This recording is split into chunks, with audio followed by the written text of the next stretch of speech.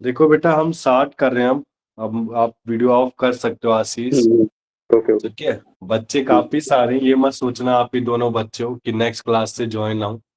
मैं बेटा इधर LLB first second third year, आपसे पहले अभी सेकंड ईयर लिए, उनसे पहले फर्स्ट ईयर की क्लास लिए। तो मुझे काफी अच्छा एक्सपीरियंस है एलएलबी पढ़ाने का। ठीक है, नोट्स के साथ हम स्टार्ट करेंगे। तो हम स्टार्ट करते हैं बेटा एलएलबी फर्स्ट ईयर में। सबसे पहले मैं आपको एक इंट्रोडक्शन देना चाहता हूँ कि एलएलबी फर्स्ट ईयर में कितने सब्जेक्ट के पेपर देने हैं आपको। ठीक है।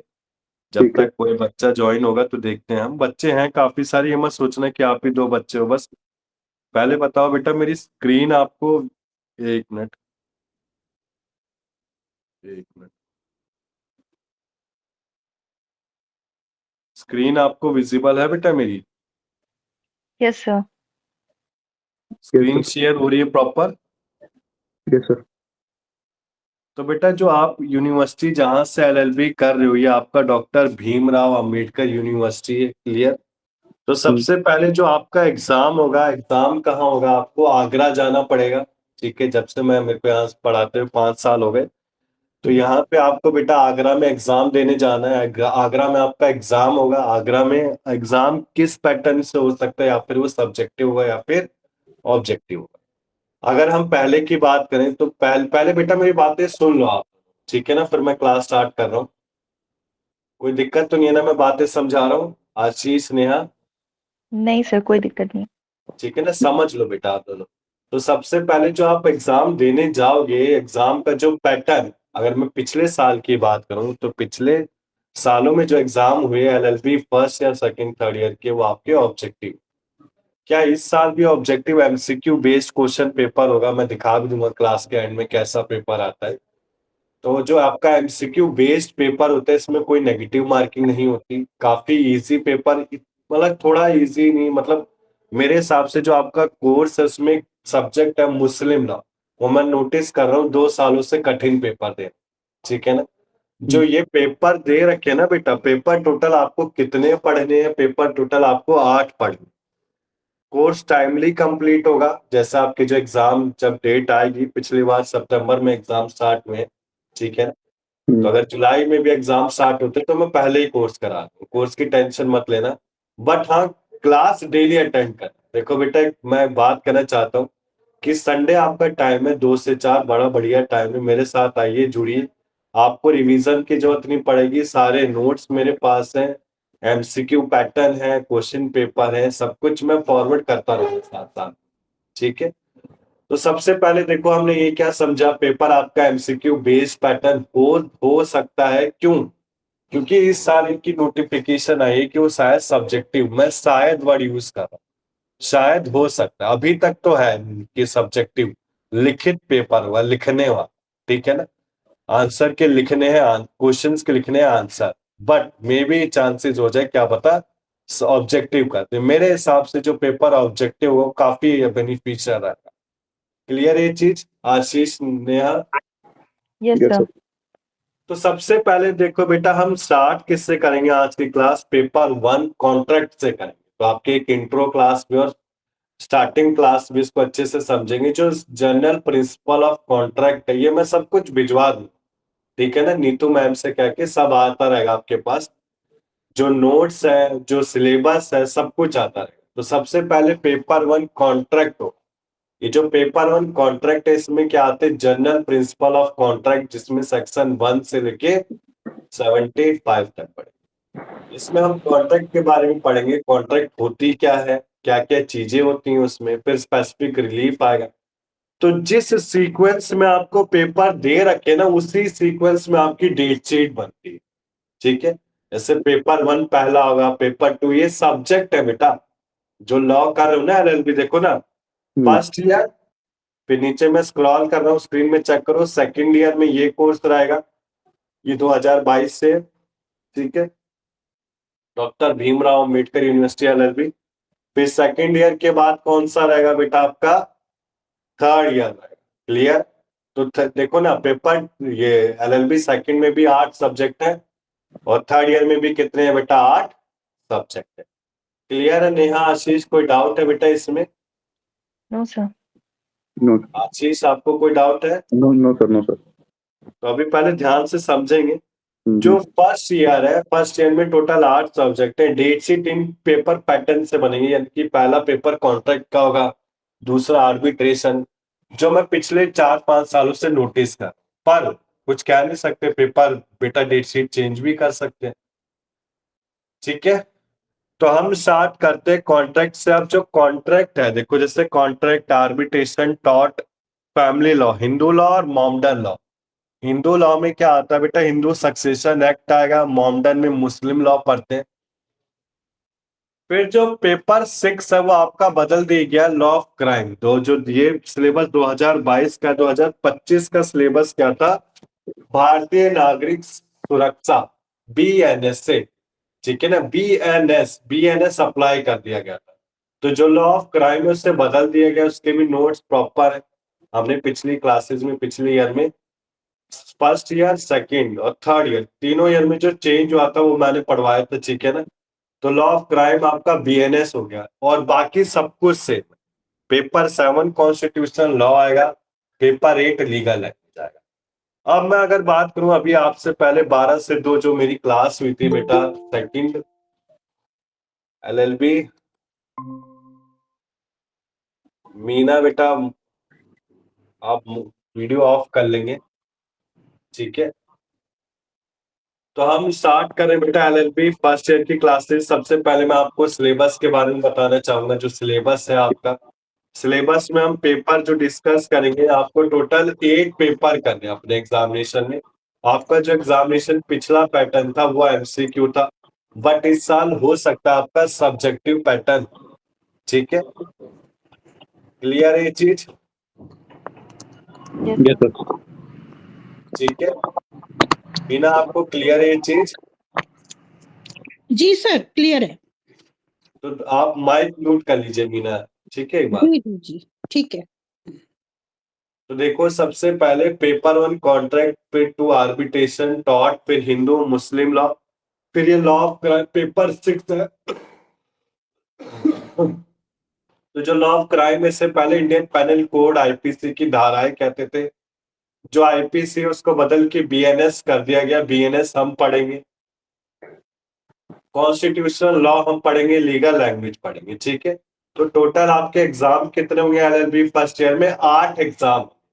8 एग्जाम के कितने सब्जेक्ट है बेटा, 8 सब्जेक्ट है। क्लियर ये चीज, हर एग्जाम अलग अलग दिन में होगा, कोई सिंगल डे में नहीं हो, मतलब कि आप समझेंगे कि एक दिन में 2 एग्जाम हो, 3, ऐसा नहीं, एक दिन में एक एग्जाम होगा, ठीक है। वही मैं सेकंड ईयर भी दिखाना चाहता हूँ। अगर सेकंड ईयर में आप जाएंगे तो सेकंड ईयर में भी टोटल कितने पेपर है, 8 पेपर है। थर्ड ईयर में भी कितने पेपर है बेटा आपके, 8 पेपर। नोट्स की टेंशन मत लीजिए, नोट्स आपके पास प्रॉपर पहुंचते रहे, ठीक है। तो मैं आपको एक चीज दिखाना चाहता हूं, जो हम कॉन्ट्रैक्ट स्टार्ट करेंगे, कॉन्ट्रैक्ट्स में हम, ये डिटेल सिलेबस है, ठीक है। ये सॉरी सेकंड ईयर का है, एक मिनट। देखो आप, सबसे पहले LLB 3 इयर्स फर्स्ट पेपर में आपका जनरल प्रिंसिपल ऑफ कॉन्ट्रैक्ट और स्पेसिफिक रिलीफ एक्ट, जो आपकी क्लास है बेटा वो इंडियन कॉन्ट्रैक्ट एक्ट पे अप्लाई होगी। इंडियन कॉन्ट्रैक्ट एक्ट में हम सेक्शन कहां से पढ़ेंगे, सेक्शन 1 से लेके 75 तक पढ़ेंगे। इसमें क्या क्या चीजें आती हैं, स्पेसिफिक रिलीफ, इसमें breach of contract, discharge, wagering, कोर्सन and influence, miss representation, fraud, ये सारी चीजें डिटेल में पढ़ेंगे, ठीक है। इसके बाद देखो, ये डिटेल्ड सिलेबस है बेटा, जो मैंने बुक बताई है ना, जो पेपर बताए उसके अंदर जो जो चीजें हम पढ़ेंगे, तो मैं इसको आपके पास पहुंचा दूंगा नीतू मैम से कह के। पेपर 3 में बेटा टॉर्ट पढ़ेंगे, इंग्लिश लॉ जिसे कहते हैं। फिर paper law, Hindu law, family law में 2 चीजें होती है, हिंदू लॉ होती है और मुस्लिम लॉ होता है, ठीक है।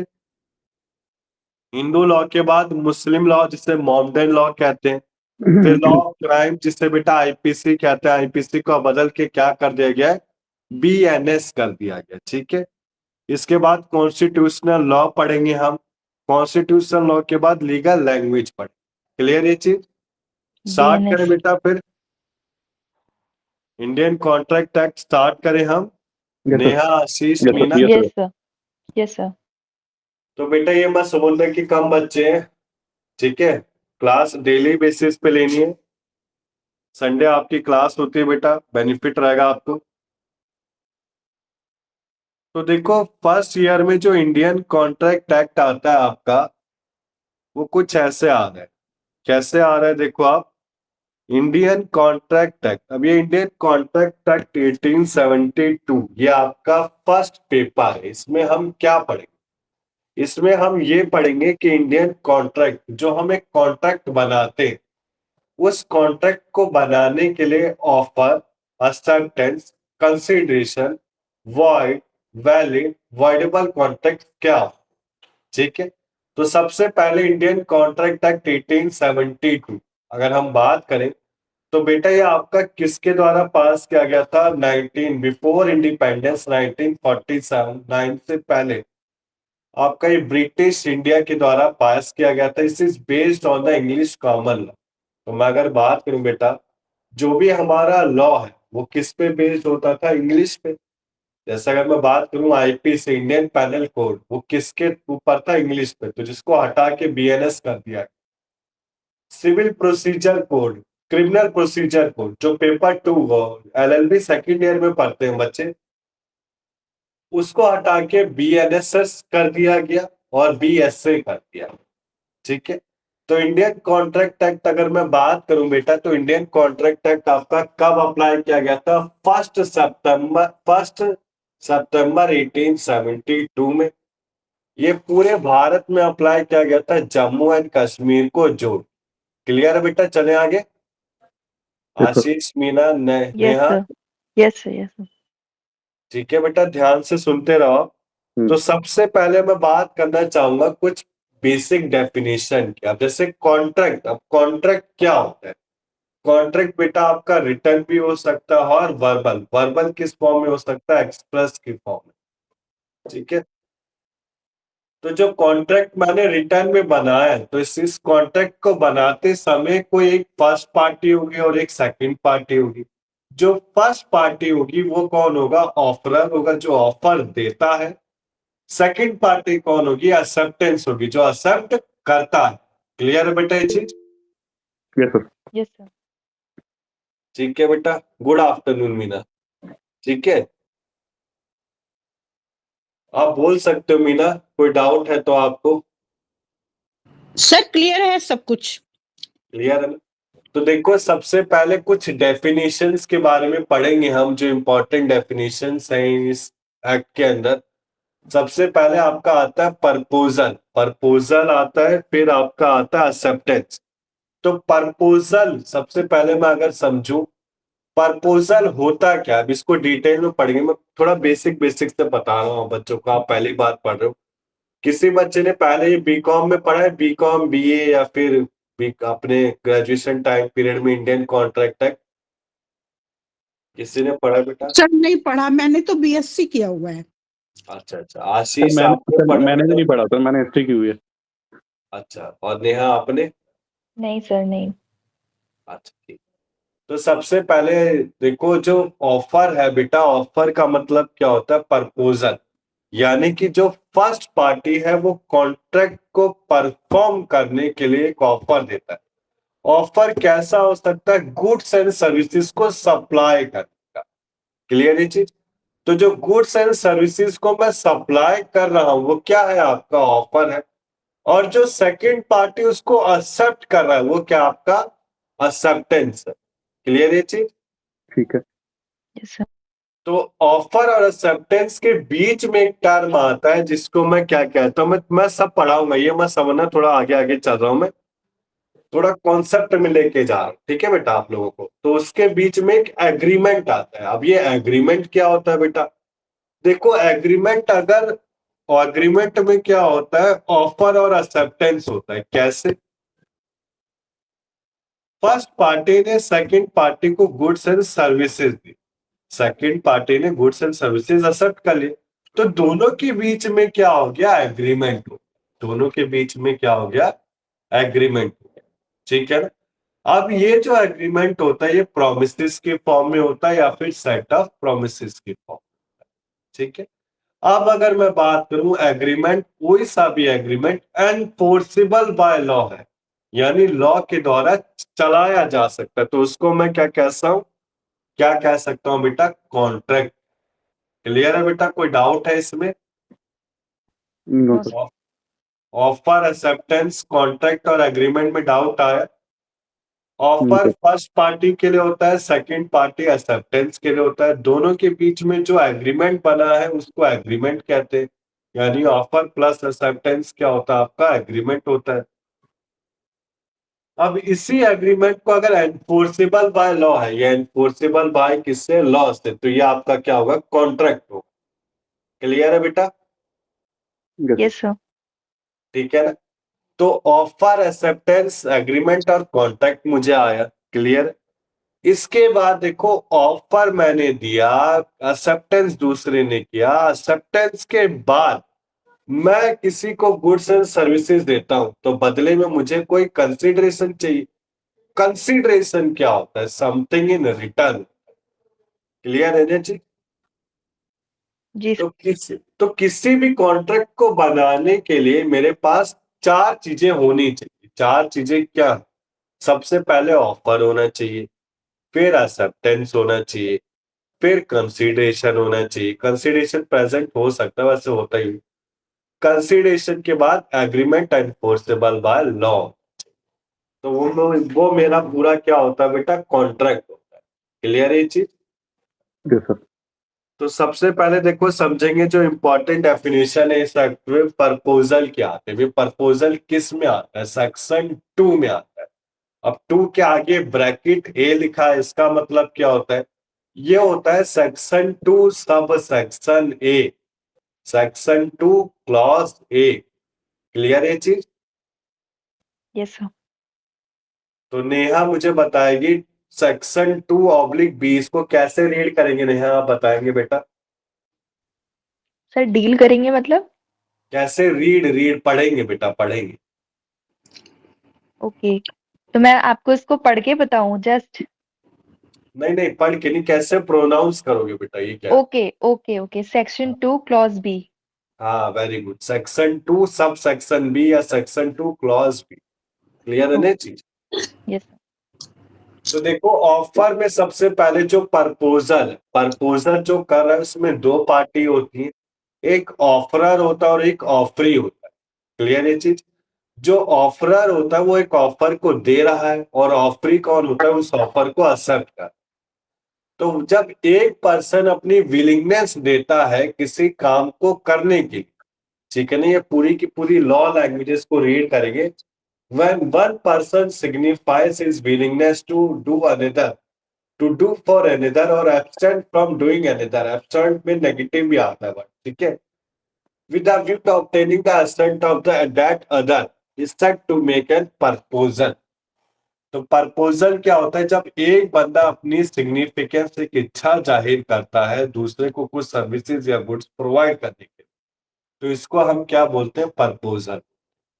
इसके बाद एक्सेप्टेंस क्या आता है? एक्सेप्टेंस में जब एक पर्सन किसी प्रपोजल को, एक पर्सन जब एक्सेप्ट, जब आपका ऑफर कंप्लीट होता है, ऑफर कंप्लीट कब होगा? जब उसकी एक्सेप्टेंस वैलिड हो।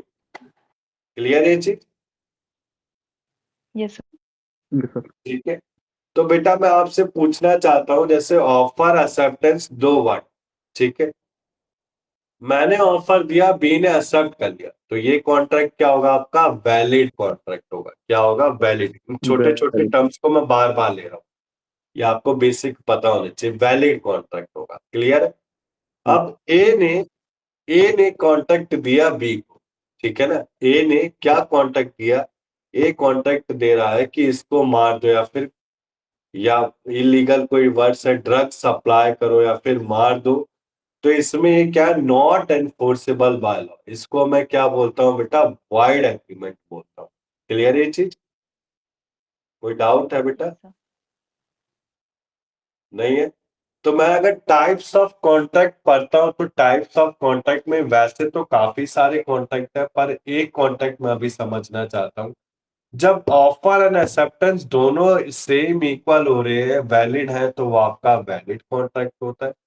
वही ऑफर और एक्सेप्टेंस के बीच में एक्सेप्टेंस नहीं हो पा रहा है तो आपका वाइड कॉन्ट्रैक्ट है, या फिर कोई इलीगल वर्ड आ गया तो आपका वाइड कॉन्ट्रैक्ट हो गया। वही बेटा वाइडेबल कॉन्ट्रैक्ट क्या होते हैं, जब एक at the option of agreed party not enforceable होता है, ठीक है ना।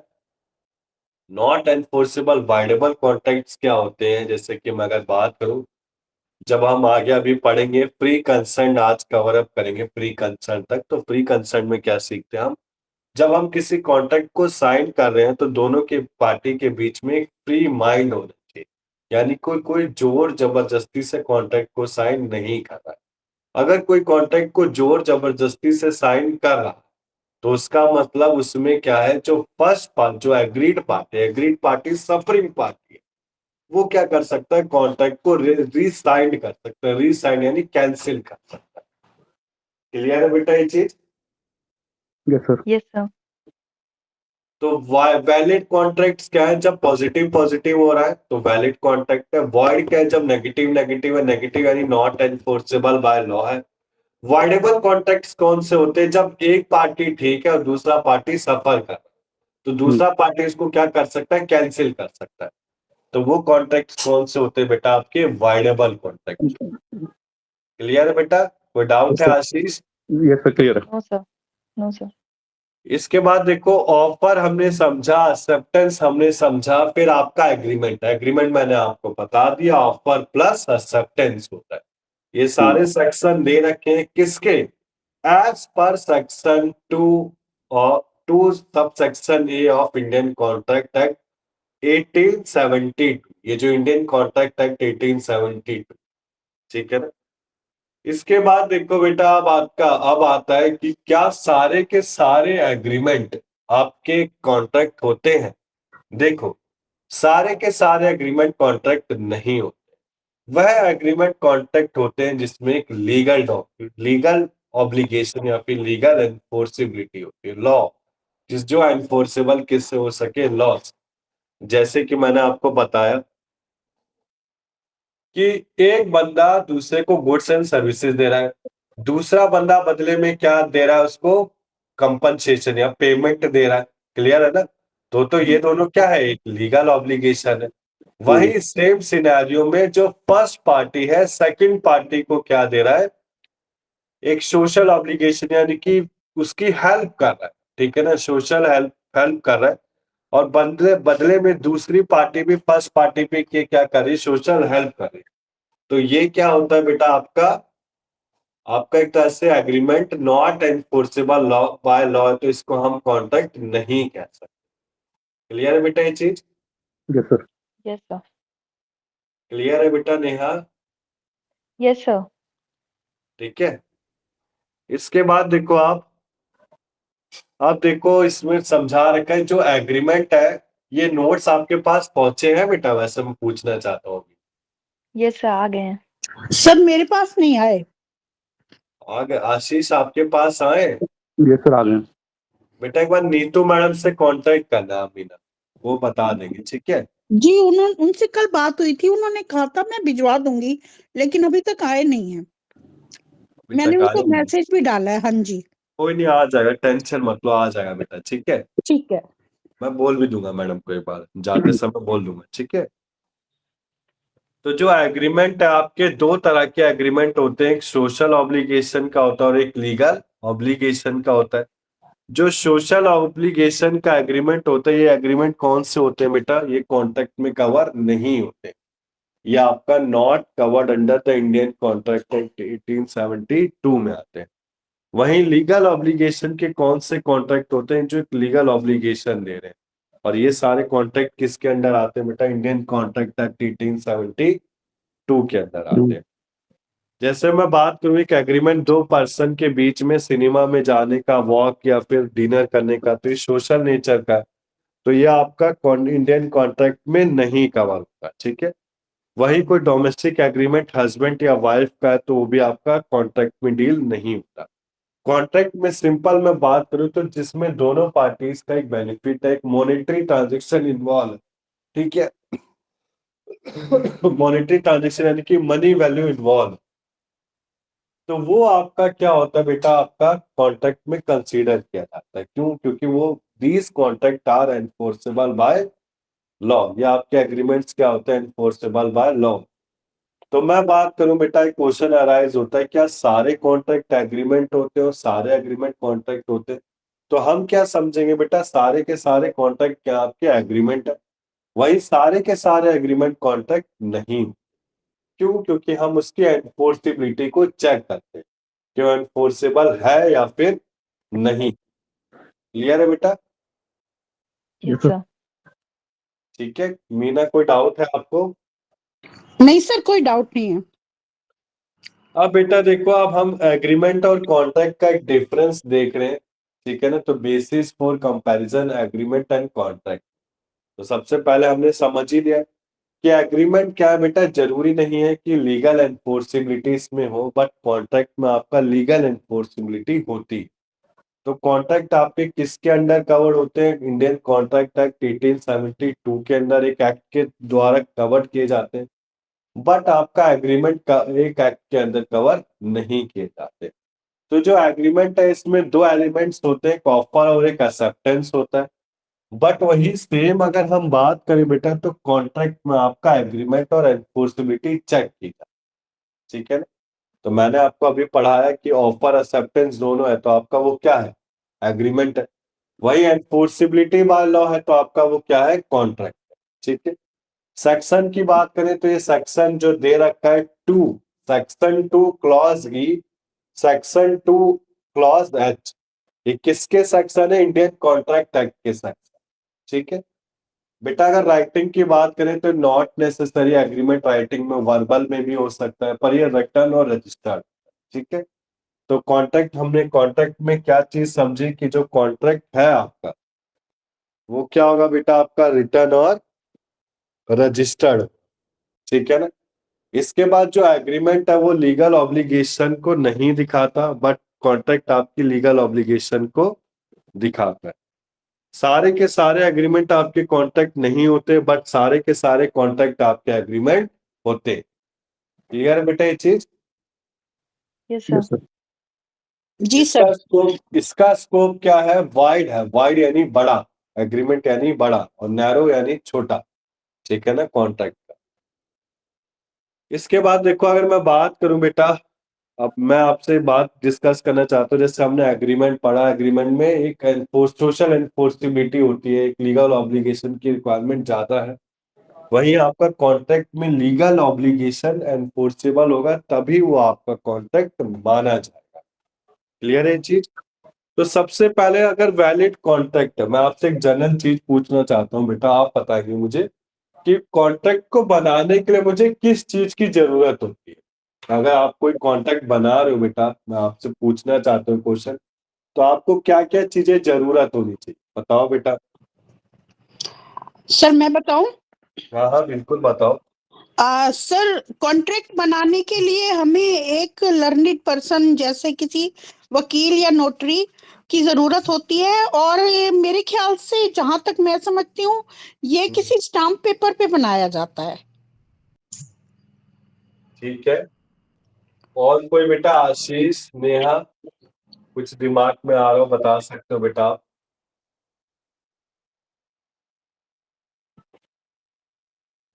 No, sir, not yet. कोई नहीं होती है बेटा दिक्कत। तो देखो, मैं अगर आपसे डिस्कस करना चाहता हूँ, मुझे कॉन्ट्रैक्ट बनाना है, तो सबसे पहले पार्टीज होनी चाहिए। कितनी पार्टीज होनी चाहिए? मिनिमम 2 पार्टीज होनी चाहिए, ठीक है। 2 पार्टीज के बाद इसमें क्या होना चाहिए बेटा, कॉन्ट्रैक्ट को बनाने के लिए दोनों कैपेबल होने चाहिए। कैपेबल कैसे? कोई भी बंदा इनकम्पिटेंट नहीं होना चाहिए, इनकैपेसिटी नहीं होना चाहिए। जैसे मैं 18 साल का हूँ, तो मैं 18 साल के साथ कॉन्ट्रैक्ट को बना सकता हूँ, ठीक है। मैं साउंड माइंड का हूँ, साउंड माइंड यानी कि पागल नहीं हूँ, मैं साउंड माइंड का हूँ, तो मैं साउंड माइंड के साथ बना सकता हूँ कॉन्ट्रैक्ट। मैं क्वालिफाइड बाय कोर्ट हूँ, तो क्वालिफाइड बाय कोर्ट के साथ बना सकता हूँ। यानी कि मैं कोई कॉन्ट्रैक्ट किसी माइनर के साथ, माइनर यानी 18 साल के साथ, किसी अनसाउंड माइंड के साथ, किसी डिसक्वालिफाइड बाय कोर्ट के साथ, डिसक्वालिफाइड बाय कोर्ट यानी कि जो जेल में रह चुका है, ठीक है ना, उसके साथ जो कॉन्ट्रैक्ट अगर मैं बना रहा हूँ, तो इट मीन्स वो क्या है, मेरा इनवैलिड, वाइड कॉन्ट्रैक्ट है, वाइड, गलत, ठीक है ना, wide contract which is not enforceable bye.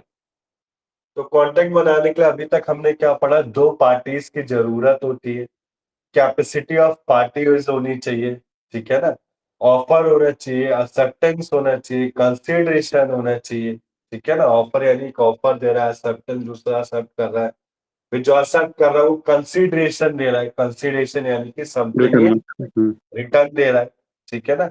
Something in return में कैसे दे रहा है बेटा, वो अमाउंट पे का, कुछ तो अमाउंट होगा ना उसका। इसके बाद कॉन्ट्रैक्ट बनाने के लिए आप देखो, मैं इसको थोड़ा सा ऊपर करके दिखाना चाहता हूँ, कॉन्ट्रैक्ट बनाने के लिए क्या क्या चीजें चाहिए। सबसे पहले एक एग्रीमेंट होना चाहिए, ठीक है। एग्रीमेंट के बाद आपके सेक्शन 10 में आता है, ठीक। एग्रीमेंट के बाद प्री कंसर्न होना चाहिए। प्री कंसर्न यानी दोनों पार्टीज जो कॉन्ट्रैक्ट बना रही उनका फ्री माइंड होना चाहिए, कोई प्रेशर में कॉन्ट्रैक्ट को साइन नहीं कर रहा, यानी कि कोई फ्रॉड मिस रिप्रेजेंटेशन ऐसा कुछ भी कॉन्ट्रैक्ट में नहीं हो रहा है। दोनों के दोनों पार्टीज कॉम्पिटेंट है, कॉम्पिटेंसी यानी कि दोनों की दोनों पार्टीज कैपेबल है, कैपेसिटी है कि वो क्या कर सकते हैं, कॉन्ट्रैक्ट को बना सकते हैं। लॉफुल कंसिडरेशन होना चाहिए, लीगल ऑब्जेक्ट होना चाहिए, not expressly declare to be void. Void यानी नॉट एनफोर्सेबल बाय लॉ, कोई इलीगल नहीं होना चाहिए, ठीक है। तो सबसे पहले पॉइंट से डिस्कस करते हैं, कोई भी कॉन्ट्रैक्ट बना रहे हैं तो बेटा सबसे पहले आपके पास दो पार्टीज का होना जरूरी है। क्लियर? क्लियर है। क्लियर है बेटा, कोई डाउट है इसमें? No, sir. No sir. ठीक है बेटा। तो सबसे पहले दोनों पार्टीज होने चाहिए, फिर आपका ऑफर होना चाहिए, मैंने आपको बताया, प्रॉपर एक्सेप्टेंस होना चाहिए, कंसिडरेशन होना चाहिए, ऑब्जेक्ट एक लीगल होना चाहिए। ऑब्जेक्ट कैसा होना चाहिए, लीगल होना चाहिए, ठीक है ना। इसके बाद देखो बेटा आप, फिर कॉम्पिटेंट है, कैपेसिटी टू कॉन्ट्रैक्ट, ये सारे सेक्शन लिखे हुए साथ साथ में, ठीक है ना। अब देखो जैसे क्या कॉम्पिटेंट, जैसे मैंने आपको बताया कि जो बंदा है वो क्या होना चाहिए, पर्सन क्या होना चाहिए, मेजर होना चाहिए, यानी कि 18 साल से ऊपर का होना चाहिए। 18 साल के बाद उसके पास एक साउंड माइंड होना चाहिए। ये person disqualified, not to be dis यानी qualified by law, negative negative positive हो रहा है, ठीक है।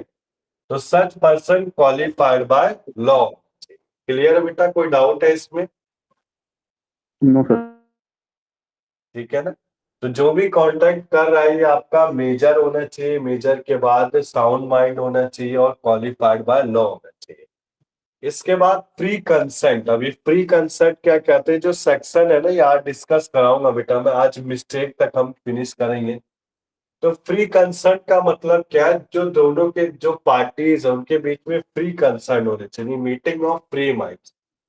कंसर्स एड इडिम, ये एक लैटिन वर्ड है आपके लॉ में, इसका मतलब क्या होता है, मीटिंग ऑफ फ्री माइंड्स, यानी कि दोनों के दोनों पार्टीज के बीच में फ्री कंसर्न होना चाहिए।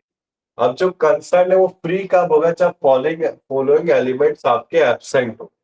सबसे पहले आपका coercion, anti influence, fraud, misrepresentation और मिस्टेक। अब ये है क्या, मैं आगे चल के डिस्कस करूंगा, अभी डिस्कस नहीं करूंगा, ठीक है ना। यहाँ तक Okay, sir. क्लियर है बेटा, कॉन्ट्रैक्ट बनाने के लिए? नेहा Yes, कोई यस सर, डाउट क्लियर है? है। जी सर। नेहा, आशीष? क्लियर है सर। तो देखो सबसे पहले कॉन्ट्रैक्ट बनाने के लिए, इसके बाद एक जो इंटेंशन है वो लीगल रिलेशनशिप की होनी चाहिए। अब जैसे एक हस्बैंड है वो अपनी वाइफ को प्रॉमिस करता है नेकलेस दे उसके बर्थडे पे, तो कोई कॉन्ट्रैक्ट थोड़ी ना है, तो सोशल ऑब्लिगेशन, राइट सर। समझ लो ना बेटा। अब जो कॉन्ट्रैक्ट होता है इसमें एक मॉनेटरी टर्म होता है, एक प्रॉमिस होता है, मैं बात करूं, एक ऑफर होगा, एक एक्सेप्टेंस होगा, एक्सेप्टेंस के बाद क्या होगा, कंसिडरेशन पे हो, ठीक है। इसके बाद देखो पॉसिबिलिटी ऑफ परफॉर्मेंस होने चाहिए, जो एग्रीमेंट है आपका कैपेबल होने चाहिए किसके लिए, परफॉर्म करने के लिए। अगर ए ने प्रॉमिस किया बी को कि रेनफॉल होगा मैजिक के थ्रू, तो ये कॉन्ट्रैक्ट क्या आपका वेजरिंग होता है। वैसे वेजरिंग कॉन्ट्रैक्ट आगे पढ़ेंगे, सेक्शन 30 में आता है ये आपके। तो ये कॉन्ट्रैक्ट आपके क्या होते हैं, नॉट एनफोर्सेबल होते हैं, यानी कि इन कॉन्ट्रैक्ट को मैं क्या बोलूंगा बेटा, वैलिड बोलूंगा कि वॉइड बोलूंगा, बताओ मुझे। सर वॉइड होंगे ये तो। Void. Very Void. Very good, wide contract. अच्छा जवाब दिया बेटा, अच्छे लिसन कर रहे हो आप, सुन रहे हो बातों को, सुन रहे हो, मेरे को काफी अच्छा लगा ये चीज। तो ये कॉन्ट्रैक्ट क्या होंगे बेटा, आपके वाइड कॉन्ट्रैक्ट होंगे, ठीक है। तो इसमें देखो आप, अगर मैं बात करूं तो इसमें सबसे पहले पॉसिबिलिटी ऑफ परफॉर्मेंस होनी चाहिए, फिर लीगल फॉर्मेलिटीज होनी चाहिए कॉन्ट्रैक्ट को बनाने की, ठीक है। लीगल फॉर्मेलिटी जैसे जो स्टैंप एक्ट 1899 कहता है, प्रॉपरली रजिस्टर्ड होना चाहिए, स्टैंप होना चाहिए, तभी कॉन्ट्रैक्ट को आप परफॉर्म कर सकते, ठीक है बेटा। तो सेक्शन 10 हमें समझ में आया क्या क्या चीजें की रिक्वायरमेंट होती है कॉन्ट्रैक्ट को बनाने के लिए। वैलिड कॉन्ट्रैक्ट जो एक पॉजिटिव कॉन्ट्रैक्ट है। कोई डाउट है बेटा इसमें किसी को? No, sir. No sir. No sir. ठीक है। इसके बाद देखो बेटा, मैं बात करना चाहूंगा, एक मिनट, टाइप्स, एक मिनट बेटा, एक मिनट रुकेंगे आप।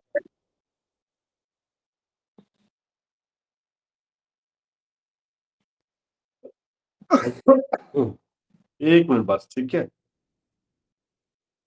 टाइप्स ऑफ कॉन्ट्रैक्ट मुझे कराना था ना।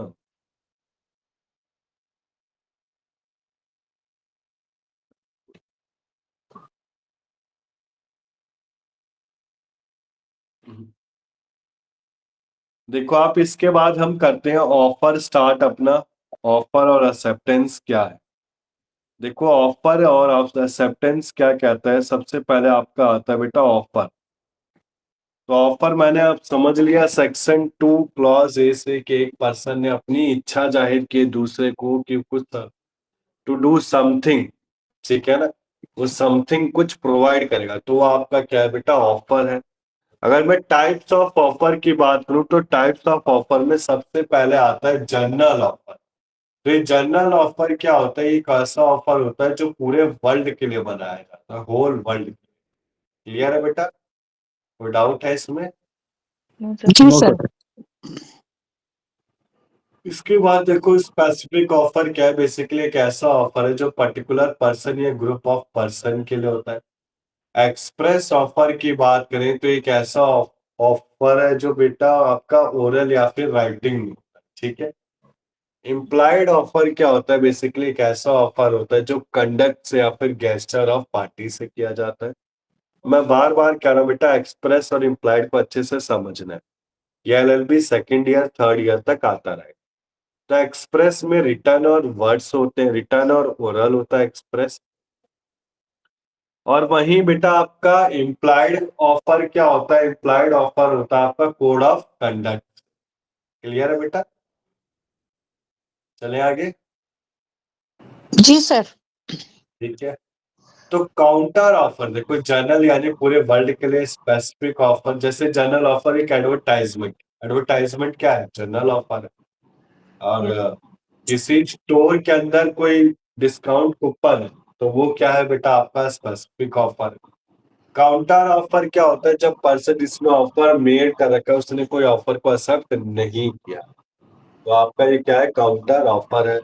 क्रॉस ऑफर क्या होता है, जो टर्म्स एंड कंडीशन को एक साथ क्रॉस कर रहा है, ठीक है। जैसे टर्म्स एंड कंडीशंस क्या कहना चाहता हूँ, बाहर एडवर्टीजमेंट में कुछ और ऑफर चल रहा है और अंदर कुछ और एडवर्टीजमेंट में ऑफर चल रहा है। बेटा अभिषेक मीना, इसको पॉज कर लो माइक को, क्योंकि है ना ये जो वीडियो है ना बेटा आपकी रिकॉर्डेड होती है, यूट्यूब पे अपलोड होती है, ठीक है। तो देखो आप, क्रॉस ऑफर जैसे कि बेटा एडवर्टाइजमेंट का कोई पोस्टर लगा है, बाहर कुछ लगा है और अंदर कुछ डिस्काउंट मिल रहा है, तो क्या ये दोनों ऑफर क्रॉस हो रहे हैं। फिर स्टैंडिंग ऑफर क्या होता है, जो स्पेसिफाइड पीरियड के लिए होता है, जैसे कोई डिस्काउंट कूपन। डिस्काउंट कूपन को हमने एडवर्टाइजमेंट से दिखाया भी, डिस्काउंट कूपन कब तक था, न्यू ईयर सेल तक था। न्यू ईयर की सेल के बाद ऐसा कोई डिस्काउंट कूपन नहीं रिलीज किया गया, तो आपका स्टैंडिंग ऑफर माना जाएगा, ठीक है। तो टाइप्स ऑफ ऑफर में general, specific, express, implied, counter, cross और स्टैंडिंग ऑफर। इसके बाद देखो एक ऑफर को बनाने के लिए क्या क्या उसके एसेंशियल है, ये सबसे ज्यादा इंपॉर्टेंट है। सबसे पहले ऑफर को बनाने के लिए वो एक्सप्रेस और इम्प्लाइड होना चाहिए। एक्सप्रेस का मतलब क्या होता है बेटा, आपका एक्सप्रेस होता है रिटर्न या फिर वर्ड्स के थ्रू, और इम्प्लाइड का मतलब क्या होता है, जो आपका किसके द्वारा किया गया है, कोड ऑफ कंडक्ट के द्वारा किया गया। ठीक है,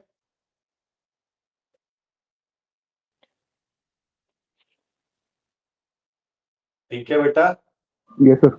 जी सर। अब इसके बाद देखो दूसरा आता है ऑफर आपका स्पेसिफिक और जनरल होना चाहिए। जनरल यानी कि जो पब्लिक लार्ज में जैसे एडवर्टाइजमेंट कोई दे दी, और स्पेसिफिक यानी कि स्टोर के अंदर कोई अलग से ऑफर दिया, वो सब पब्लिक के लिए थोड़ी ना, जो पब्लिक अंदर जाएगी उस सामान को लेगी तभी तो उसके लिए ऑफर हुआ। इसके बाद थर्ड पॉइंट क्या कह रहा है, offer must create legal relation. जो ऑफर है वो क्या क्रिएट करेगा, एक लीगल रिलेशन क्रिएट करेगा। जैसे मैं एग्जांपल की बात करूं, एक डिनर का इनविटेशन जो ए से बी को देना, तो एक वैलिड ऑफर नहीं। क्यों? क्योंकि एक लीगल रिलेशन को नहीं दिखा रहा। इसके बाद जो ऑफर है वो आपका क्लियर होना चाहिए। वेग मतलब क्या होता है बेटा, आपका कॉम्प्लेक्स नहीं होना चाहिए। यानी कि ए ऑफर कर, अब जैसे मैं आपसे पूछता हूँ बेटा कि फर्स्ट पार्टी सेकंड पार्टी को फ्रूट्स दे रहा है, तो ये क्या है, प्रॉपर ऑफर है कि नहीं है? बताओ बेटा। सर ऑफर है बट लीगल वे में नहीं है। क्योंकि मॉनेटरी नहीं है, सो मॉनेटरी टर्म यूज नहीं किया। ठीक है, तो मॉनेटरी फिगर जब यूज किया जाता है तो वो ऑफर वैलिड कराए। तो ए ने ऑफर किया बी को फ्रूट देने का, कितने में, 5,000, तो एक वैलिड ऑफर नहीं होगा। क्यों? क्योंकि इसमें स्पेसिफिक क्वांटिटीज के बारे में मेंशन नहीं किया गया।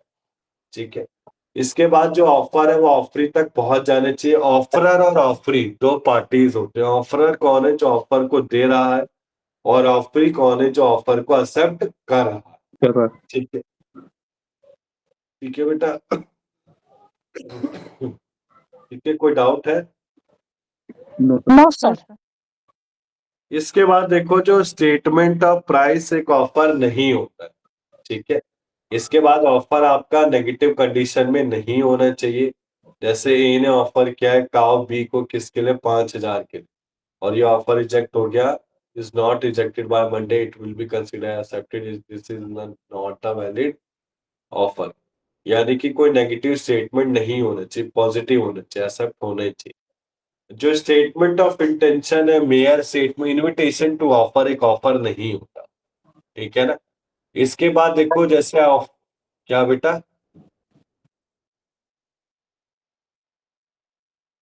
कोई कुछ पूछ रहा था? No sir. No sir. देखो आप, इसके बाद जो ऑफर है वो आपका डिफरेंट होने चाहिए इनविटेशन टू ऑफर। तो हम एक डिफरेंस पढ़ना चाहेंगे ऑफर और इनविटेशन टू ऑफर का।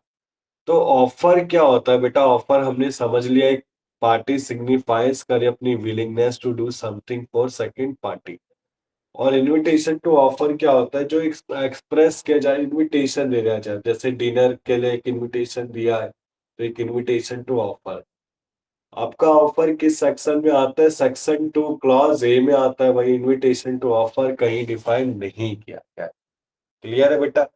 ये ऑफर आपका ऑब्जेक्टिव में अगर समझे तो आपका कॉन्ट्रैक्ट में एंटर करा जा सकता है। ये ऑफर रिसीव होते हैं किसी पर्सन से, नेगोशिएट किया जाता है, फिर कॉन्ट्रैक्ट को क्रिएट किया जाता है। इसमें सबसे ज्यादा एसेंशियल्स क्या होते हैं बेटा एग्रीमेंट को करने के लिए, तो ये आपका ऑफर यस है, इसमें नो है। आपका ऑफर कब एग्रीमेंट में कन्वर्ट होगा, जब वो एक्सेप्टेड कर लिया जाएगा, और इनविटेशन जब सेकंड पार्टी जिसके लिए बनाया गया उसने उसको एक्सेप्ट कर लिया। तो क्लियर है बेटा ऑफर और इनविटेशन टू ऑफर का डिफरेंस? किसी को डाउट है इसमें? नहीं सर। No sir. इसके बाद देखो आप, ये केस स्टडी समझा रखा है हैर्वी और पैसे का। तो केस स्टडी भी पढ़ के चले जाना है आपको सारे। अभी बेटा केस स्टडी काफी सारे आएंगे, कॉन्स्टिट्यूशन में आएंगे, हिंदू लॉ में आएंगे, मुस्लिम में आएंगे, आईपीसी में भी काफी सारे केस स्टडी हैं। तो ये सारे डिस्कस करते हुए चलेंगे हम। ये पूरा बेटा देखो, एक बेयर एक्ट होता है। बेयर एक्ट क्या होता है, पूरा का पूरा कॉन्स्टिट्यूशन से जो छापा गया, और उसी बेयर एक्ट की कॉपी होती है। जो कॉपी होती है ना, वो मैं आपको समझा रहा हूँ। मेरे जो नोट्स उसमें सब कुछ मिलेगा आपको, कहीं किसी यूट्यूब चैनल में नहीं जाना, कहीं नहीं जाना। ठीक है, तो हार्वे वर्सेस पैसे का जो एक केस है, क्या कह रहा है कि जो एक फर्स्ट पार्टी थी, सेकंड पार्टी को उसने ऑफर दिया किसमें, टेलीग्राम चैनल में, यानी कि एक सोशल मीडिया नेटवर्क पे एक ऑफर थी। तो जो सोशल मीडिया ऑफर दिया जा रहा है, क्या है कि रिटर्न और रजिस्टर्ड है? नहीं। तो ये कॉन्ट्रैक्ट आपका क्या माना जाएगा? वॉइड कॉन्ट्रैक्ट माना जाएगा। ठीक है ना? तो इसमें यही डिसीजन बताया गया है कि जो टेलीग्राम है, जब भी हम कोई केस स्टडी पढ़ते हैं तो इस केस स्टडी के कंक्लूजन को ध्यान रखे रहना है। ठीक है? तो टेलीग्राम क्या है, आपका इनविटेशन टू ट्रीट है, कोई वैलिड ऑफर नहीं है, इसमें कोई वैलिड कॉन्ट्रैक्ट एक्साइज नहीं किया गया। ठीक है? इसके बाद देखो आप, एक्सेप्टेंस आता है। यहां तक क्लियर है बेटा? कोई डाउट है किसी को? No no sir. सर। अब बेटा नो सर। एक्सेप्टेंस, अब एक्सेप्टेंस हमने समझ ही लिया। एक्सेप्टेंस क्या है? जब फर्स्ट पार्टी ऑफर कर रहा है और सेकंड पार्टी उसको एक्सेप्ट कर रहा है। तो एक्सेप्टेंस में देखो, when the person to whom the offer is made, उसने अपनी सिग्निफाइज किया प्रपोजल, तो ये एक्सेप्टेड माना जाता है। इसके कुछ एसेंशियल है वैलिड एक्सेप्टेंस के। सबसे पहले जो एक्सेप्टेंस है वो आपका एब्सोल्यूट होना चाहिए, अनक्वालिफाइड, यानी कि कोई एब्सोल्यूट यानी प्रॉपर होना चाहिए, इसमें कोई नेगेटिव नहीं होना चाहिए। एक्सेप्टेंस आपका कम्युनिकेटेड होना चाहिए, किसके द्वारा? एक्सेप्टर के द्वारा। एक्सेप्टेंस आपका प्रिस्क्राइब्ड और रीजनेबल मोड में होना चाहिए। प्रिस्क्राइब्ड यानी कि कुछ समय के लिए। ठीक है? तो अगर मैं एक्सेप्टेंस को समझूं तो एक प्रिस्क्राइब्ड मोड में होना चाहिए, इतने से समय तक ये कंप्लीट हो जाती है, इससे ज्यादा समय नहीं लेना। इसके बाद देखो बेटा, आप हम समझेंगे जो एक्सेप्टेंस है वो आपका ऑफर से पहले नहीं होना चाहिए, ऑफर के बाद होना चाहिए। ठीक है? तो फिर पॉइंट क्या क्या अभी फोर्थ करवा रहा हूँ। acceptance cannot precede यानी before an offer. Acceptance must be given after receiving the offer. It should not be precede the offer. यह ऑफर से पहले नहीं होगा। ठीक है? फिर फोर्थ पॉइंट क्या कह रहा है? एक्सेप्टेंस आपका एक रीजनेबल टाइम में होना चाहिए, टाइम के लैप्स होने से पहले कंसीडर नहीं होना चाहिए। ठीक है? तो acceptance must be given with in the specified time. अगर कोई टाइम स्पेसिफाइड है तो एक रीजनेबल टाइम में उस एक्सेप्टेंस को एक्सेप्ट कर लेना चाहिए। Acceptance should be made before the offer lapses. Offer जब तक खत्म ना हो जाए उससे पहले मैं क्या करूंगा? एक्सेप्टेंस को एक्सेप्ट कर लूं। तो बेटा यहाँ तक क्लियर है एसेंशियल ऑफ एक्सेप्टेंस आपको? Yes sir. Yes sir. इसके बाद देखो एक्सेप्टेंस आपका क्या होता है। एक्सेप्टेंस जो गिवन दिया जा रहा है by a person to whom the offer is made, यह एक्सेप्टेंस उन्हीं को देना चाहिए जिसके द्वारा ऑफर दिया गया। इसके बाद रिजेक्टेड ऑफर को एक्सेप्टेड कब करा जाएगा? रिन्यूअल के बाद, यानी कि कोई ऑफर एक बार टाइम पीरियड के खत्म हो गया फिर दोबारा से री इशू करा जा रहा है, तो जो दोबारा से री इशू करा जा रहा है तब तक उसको क्या करेंगे? हम एक्सेप्टेंस नहीं मानेंगे। ठीक है? Yes sir. क्लियर है बेटा ये चीज? Yes sir. यस इसके सर। बाद देखो जो कम्युनिकेशन ऑफ ऑफर और एक्सेप्टेंस और रिवोकेशन। अब रिवोकेशन एक काफी अच्छा लॉ का टर्म है। रिवोकेशन का मतलब क्या होता है? अप्रूव, रिवोकेशन का मतलब होता है वापस ले लेना। ठीक है ना? कैंसिल का मतलब तो रिसाइंड होता है लॉ के टर्म्स में, और रिवोकेशन का मतलब क्या होता है बेटा? वापस ये ले लेना। क्लियर है बेटा ये चीज? Yes sir. यस। चलो मैं आगे। हाँ यस जी सर। सर। ठीक है, देखते जाओ आप। तो सबसे पहले जो कम्युनिकेशन है ऑफर का वो आपका कंप्लीट होना चाहिए। ठीक है? इसके बाद देखो कम्युनिकेशन ऑफ ऑफर कंप्लीट कब होगा? जब वो ऑफरी के नॉलेज में होगा, जो एक्सेप्टेंस को एक्सेप्ट कर रहा है। तो कम्युनिकेशन ऑफ एक्सेप्टेंस कब? ऑफरर और ऑफरी के टर्म्स में। ऑफरर के टर्म्स में जो ऑफर कर रहा है उसके टर्म्स में कब होगा? जब वो ऑफरी ने उसको एक्सेप्ट कर लिया है, और ऑफरी के टर्म्स में जब acceptance comes to the knowledge of offerer. अरे देखो, ऑफरर के टर्म्स में ऑफरी के लिए होने चाहिए जब तक ऑफरी ने उसको एक्सेप्ट नहीं कर लिया, और ऑफरी के टर्म्स में कब तक होने चाहिए? जब तक ऑफरर ने उसको एक्सेप्ट किया। इसके बाद देखो आप, revocation, withdrawal, cancellation of offer. तो रिवोकेशन ऑफ ऑफर वैलिड कब होगा? जब आपका ऑफरी एक एक्सेप्टेंस देगा इन कोर्स ऑफ ट्रांसमिशन। इसके बाद देखो रिवोकेशन ऑफ एक्सेप्टेंस, ये वैलिड कब तक रहेगा? जब तक वो नॉलेज में रहेगा ऑफर। क्लियर है बेटा? रिवोकेशन आ गया समझ में, वापस लेना, विड्रॉल करना या फिर cancellation of offer. Yes sir. कोई डाउट तो नहीं है इसमें? नहीं सर। No sir. ठीक है ना? इसके बाद देखो contract over the telephone. Contract over the telephone में क्या है? बेसिकली जो कॉन्ट्रैक्ट हम टेलीफोन से कर रहे हैं, ये आपका क्या होगा? एक वैलिड कॉन्ट्रैक्ट है। ठीक है ना? ये इंपॉर्टेंट होता है कि एक्सेप्टेंस आपका ऑडिबल हो, हियर्ड हो, अंडरस्टूड हो, किससे? ऑफरर से। अगर सारी कॉन्वर्सेशन आपकी रिपीट हो रही है तो ऑफरर क्या कर रहा है? हियर कर रहा है, अंडरस्टैंड कर रहा है, वर्ड्स ऑफ एक्सेप्टेंस। तो ये कॉन्ट्रैक्ट आपका क्या होगा? कंप्लीट होगा। क्लियर है बेटा? Yes sir. यस। अब देखो रिवोकेशन ऑफ प्रपोजल कैसे बनता है इसमें। सबसे पहले कम्युनिकेशन, अगर देखो अगर मुझे रिवोकेशन वापस विड्रॉल करना है, कैंसिल करना है, तो मुझे पहले एक नोटिस देना पड़ेगा। ठीक है? नोटिस के बाद लैप्स ऑफ टाइम, टाइम के बीतने से पहले रिवोकेशन करना पड़ेगा मुझे, या फिर कोई कंडीशन फुलफिल हो रही है, उसके फेलियर से पहले होना चाहिए। जो ऑफर दे रहा है उसकी डेथ या इंसैनिटी पे क्या देना पड़ेगा? रिवोकेशन का नोटिस देना पड़ेगा, या फिर ऑफर आपका एक्सेप्ट नहीं किया जा रहा है प्रिस्क्राइब्ड मोड पे। ठीक है ना?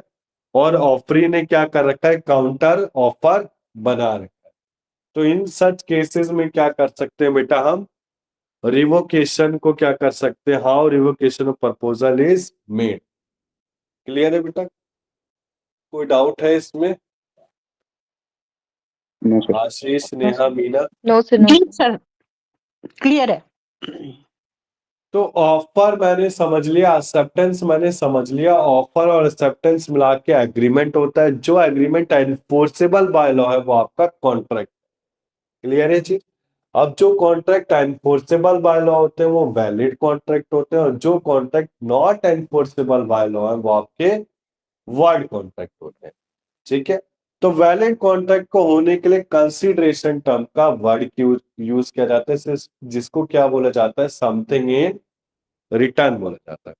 तो कंसीडरेशन का जो लैटिन वर्ड है क्विड प्रो क्यो, ये जो लैटिन वर्ड है ना बेटा, अगर आपका एमसीक्यू पेपर बनता है तो लैटिन वर्ड भी पूछे जाते हैं। ठीक है ना? एमसीक्यू में Yes, पहले sir. पूछे भी गए हैं लैटिन वर्ड। तो डेफिनेशन के बारे में पढ़े तो सेक्शन 2D देखो। Section 2 clause, clause A offer के लिए था, बी एक्सेप्टेंस के लिए था, डी किसके लिए है? कंसीडरेशन के। ठीक है? तो कंसीडरेशन में क्या होता है? जो प्रोमिसर है प्रोमिसरी को क्या देगा? समथिंग इन रिटर्न देगा। इसका ये जो लॉ लैंग्वेज है, when at the desire of promisor, जो प्रोमिसरी और एनी अदर पर्सन है जिसने कुछ डन किया है या एब्सेंट फ्रॉम डन या प्रोमिसेस टू डू है, तो इस केस में वो क्या होता है? Consideration for the promise. Simple meaning अगर इंग्लिश मीनिंग समझो तो consideration means something in return. It may be an act, absence और प्रॉमिस। ये किसी एक्ट से हो सकता है, किसी वादे से यानी प्रॉमिस से हो सकता है। ठीक है? कोई डाउट है बेटा इसमें? No sir. ठीक। इसके बाद देखो आप, अब ये जो ये सेक्शन 25 क्या कह रहा है बेटा? जो एग्रीमेंट आपका विदाउट कंसिडरेशन है वो आपका क्या होगा? वॉइड होगा। ठीक है? तो टाइप ऑफ कंसिडरेशन में हम पढ़ेंगे, पास्ट कंसिडरेशन होता है, फ्यूचर प्रेजेंट कंसिडरेशन होता है, फ्यूचर कंसिडरेशन होता है। तो पास्ट कंसिडरेशन मैं आपको समझाना चाहूंगा। कंसिडरेशन जैसे कि जो पहले के कंसिडरेशन है। पास्ट कंसिडरेशन में बेटा अगर मैं बात करूं तो मेरे जो फादर ने कुछ गुड्स एंड सर्विसेज किसी से लिए थे, फिर उनको वो क्या कहते हैं, कंसिडरेशन पे करना था, तो वो क्या हो गया? Past consideration, before the date of promise जो पे करना। प्रेजेंट कंसिडरेशन हमें पता ही है, हमने कोई सामान अभी के समय लिया है तो हम जो कंसिडरेशन देंगे वो प्रेजेंट कंसिडरेशन में आएगा।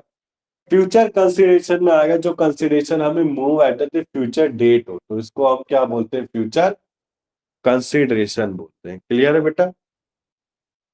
Yes, sir. जैसे EMI, yes sir. Easy monthly installment, हमने कोई व्हीकल फाइनेंस में लिया है, लोन पे लिया है, तो जो हम उसकी कंसिडरेशन समथिंग इन रिटर्न दे रहे हैं ना, अमाउंट तो पे कर रहे हैं ना, तो ईएमआई क्या है हमारे लिए? Future consideration.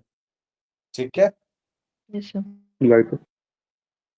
इसके बाद देखो बेटा, आपका आता है कंसिडरेशन के लिए वैलिड कंसिडरेशन क्या होनी चाहिए। सबसे पहले जो कंसिडरेशन है ये आपका किससे होना चाहिए? प्रोमिसर से होना चाहिए। Consideration must move at the desire of promisor होना चाहिए, प्रोमिसर से होना चाहिए। ठीक है। जैसे एग्जाम्पल है, जब हम लॉ को पढ़ते हैं बेटा, तो ये जो हमारे पास नोट्स में प्रोवाइड कर रहा हूँ, इसको एग्जाम्पल को पढ़ो। एग्जाम्पल से जैसे अब हम जैसे जैसे बुक में अपग्रेड होते जाएंगे, डिफरेंट डिफरेंट बुक्स को पढ़ेंगे, तो हम जो पहली बुक है उसको भूलते जाएंगे। तो पहली बुक को भूलने से अच्छा मैं क्या करूंगा, मैं एग्जाम्पल्स को पढ़ूंगा और समझूंगा। इसमें क्या बोल रहे हैं बेटा कि जो मुन्ना है वो सर्किट की हेल्प करना चाहता है, क्योंकि उसका जो घर है फायर में। तो दोनों के बीच में कोई कंसिडरेशन नहीं, बस एक वॉलेंट्री एक्ट है। मुन्ना गया सर्किट के हेल्प में, सर्किट की रिक्वेस्ट पे, तो there is a good consideration. ठीक है ना, ग्रेटिट्यूस है, इसमें कोई कंसिडरेशन इन्वॉल्व नहीं। ठीक। हम्म। इसके बाद देखो आप, इसके जो सेकंड एग्जांपल, इसमें फर्स्ट पार्टी सेकंड पार्टी को हॉर्स सेल करने के लिए दे रहा है 50,000। अभी जो 50,000 है ये कंसिडरेशन है किसके बिहाफ पे? सेकंड पार्टी को तो पे करना है बेटा अमाउंट, जो अमाउंट पे कर रहा है वो कंसिडरेशन। ठीक है ना। तो ये कंसिडरेशन आपको पे करना है, यानी कि must move at the desire of promisor. जो प्रोमिसर जो एक ऑफर दे रहा है उसके डिजायर पे होना चाहिए। फिर कंसिडरेशन आपका प्रोमिसरी एनी अदर पर्सन से भी हो सकता है। कैसे? कंसिडरेशन में भी furnish even by the stranger under Indian law. Indian law से कैसे? अगर इजी मंथली इंस्टॉलमेंट की बात करूं, जैसे आजकल के बच्चे बेटा आईफोन लेते हैं, आईफोन 17 प्रो आ रहा है जो 1,25,000 का है, तो वो लड़का तो थोड़ी ना दे पे करता है उसकी ईएमआई, बस उसके पेरेंट्स ही तो पे कर रहे हैं। तो पेरेंट जो ईएमआई को पे कर रहे हैं वो प्रॉमिसरी है। ठीक है ना। तो इट में be done by the stranger. कोई कंसिडरेशन को कौन पे कर सकता है? स्ट्रेंजर भी पे कर सकता है जो कॉन्ट्रैक्ट में इन्वॉल्व नहीं। Consideration can be any from, क्या बेटा कोई पूछा था? No sir, no sir. यहाँ तक क्लियर है ना बेटा? पक्का बताओ, नहीं तो मैं फिर से कुछ बता दूं, कोई क्लियर डाउट है हो। सर। नहीं सर, क्लियर है। मैं धीरे धीरे पढ़ा रहा हूँ बेटा। ठीक है। कंसिडरेशन आपका मूव होता है प्रोमिसी से और एनी अदर पर्सन से। अब जो कंसिडरेशन वो डायरेक्शन में भी हो सकता है। कैसे? सबसे फेमस केस लॉ है चिन्नैया वर्सेस रमैया। ये इंडियन कॉन्ट्रैक्ट में सबसे फेमस है। ठीक है ना। जैसे अगर मैं टॉट की बात करूं, टॉट में एक लॉ आता है बेटा आपका रिनाल्ड वर्सेस फ्लेचर। जिसने लॉ पढ़ी है उसने कभी ये केस ना पढ़ा हो तो पढ़ा ही नहीं उसने कुछ, मेरा ये मानना है। तो बेटा एलएलबी फर्स्ट ईयर में आप टॉट पढ़ेंगे और इंडियन कॉन्ट्रैक्ट, उनमें इंडियन कॉन्ट्रैक्ट में सबसे फेमस लॉ केस स्टडी है चिन्नैया वर्सेस रमैया। और इंग्लिश लॉ यानी टॉट जिसको कहते हैं कंज्यूमर प्रोटेक्शन, जो पढ़ेंगे अलग पेपर है, अलग बुक है, उसमें रिनाल्ड वर्सेस फ्लेचर का केस है। तो चिन्नैया वर्सेस रमैया का जो केस है, इसमें बेसिकली एक डीड, एक एग्रीमेंट बनाया गया था गिफ्ट के तौर पे एक लेडी का of certain property to her daughter, directing यानी कि ऑर्डर एक तरह से देना उसकी लड़की को, जो बुढ़िया थी, जो ओल्ड लेडी थी। ठीक है ना। ओल्ड लेडी अपनी गर्ल डॉटर को एक डायरेक्शन दे रही है कि एन्युटी पे करेगी। एन्युटी यानी कि to pay an annuity to the donor brother as he had been done by the donor herself before she gifted the property. यानी प्रॉपर्टी गिफ्ट करने से पहले डॉटर से उसने एक डीड बनवा लिया कि वो एन्युटी पे करेगी किसके? उसके भाई को। तो ऑन द सेम डे उसकी डॉटर ने राइटिंग में ये डीड को साइन कर दिया, agree to pay the annuity. Afterwards क्या हुआ, जो डॉटर है वो डिक्लाइन कर देती है अपनी प्रॉमिस को पे करने के लिए अपने अंकल को, saying no consideration had move from him. Clear है बेटा? तो कंसिडरेशन तो हमने क्या पढ़ा? प्रोमिसर से होना चाहिए, यानी कि लेडी से, ओल्ड लेडी से होना चाहिए, और प्रोमिसरी से होना चाहिए, प्रोमिसरी यानी कि जो उसको एक्सेप्ट कर। तो मैं हमारे हिसाब से इस केस में जो डॉटर है उसके बिहाफ पे कंसिडरेशन पे होगा। क्लियर है बेटा? Yes sir. तो इसमें क्या कोर्ट ने कंक्लूजन दिया कि held that even uncle could sue even though no part of consideration received by his niece moved from him, यानी कि अंकल स्यू कर सकता है कि कोई सा भी कंसिडरेशन रिसीव नहीं किया गया उसकी भतीजी से, तो consideration from her mother was sufficient consideration. तो क्लियर है बेटा चिन्नैया वर्सेस रमैया का केस? कोई डाउट है कि जो कंसिडरेशन है वो प्रोमिसर से भी होना चाहिए, प्रोमिसी से भी होना चाहिए, ठीक है? Yes sir. क्लियर है बेटा? मीना आपको कोई सर डाउट है प्लीज इसमें? इसको एक बार फिर से समझा दीजिए।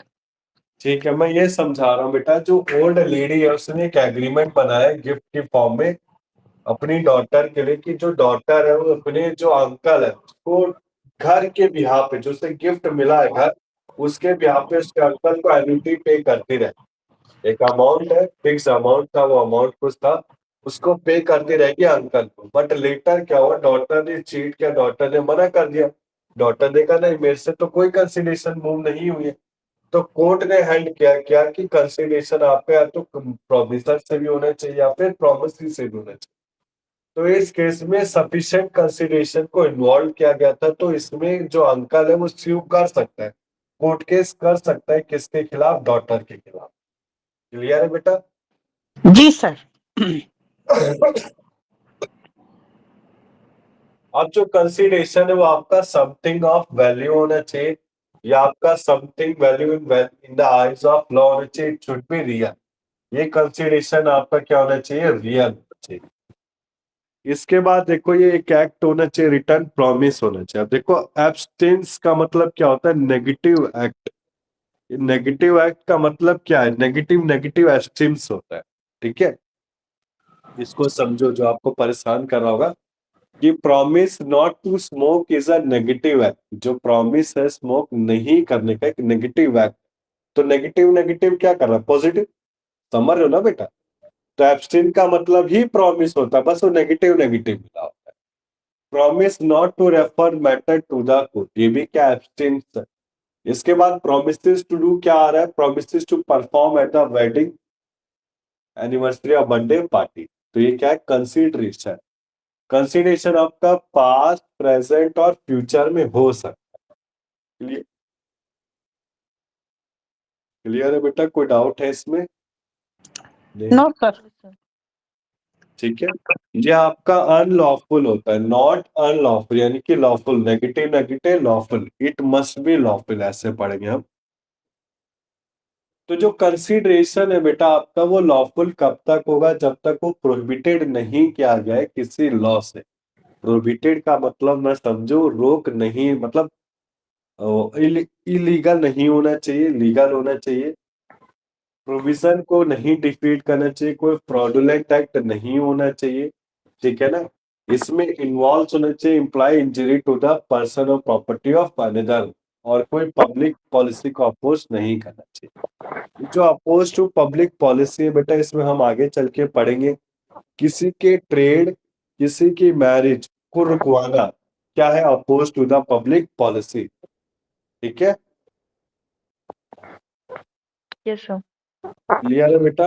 Yes sir. ठीक सर है। हाँ जी।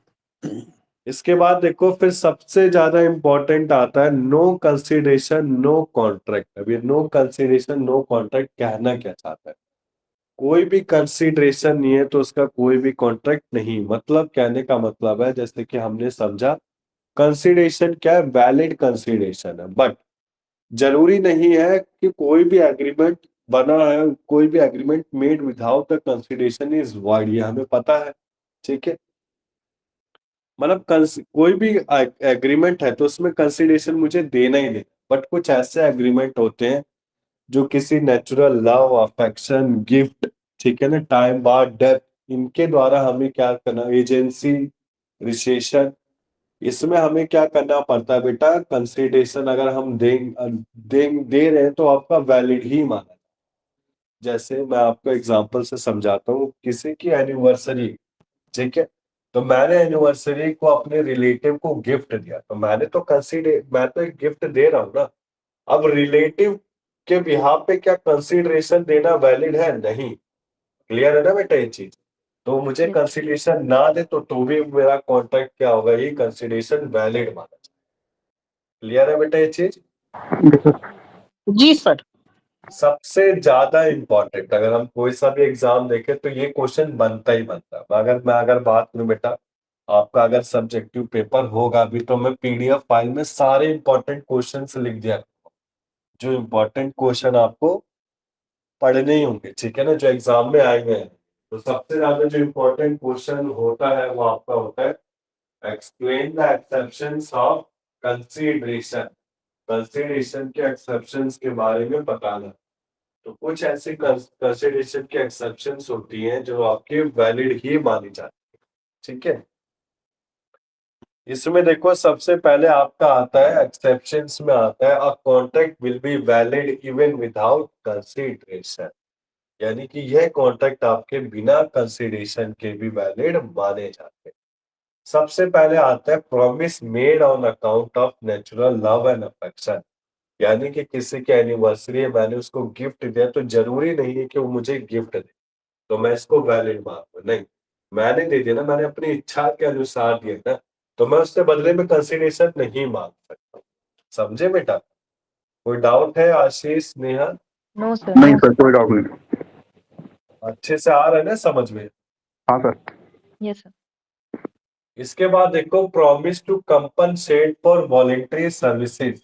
वॉलेंटरी सर्विसेज जैसे कोई देश के लिए मैंने सेवा कर दी, ठीक है, फंडामेंटल राइट्स को फुलफिल किया, फंडामेंटल ड्यूटीज को फुलफिल किया, तो ये भी क्या है, कंसिडरेशन आपका वैलिड माना जाता है। कोई टाइम बाद डेब्ट, कोई डेब्ट लंबे समय से चल रहा है, मैंने as a brother as a father अपने बच्चे या भाई का डेब्ट पे कर दिया, तो मेरे लिए वो कंसिडरेशन वैलिड माना जाए। कोई गिफ्ट है, कंसिडरेशन वैलिड।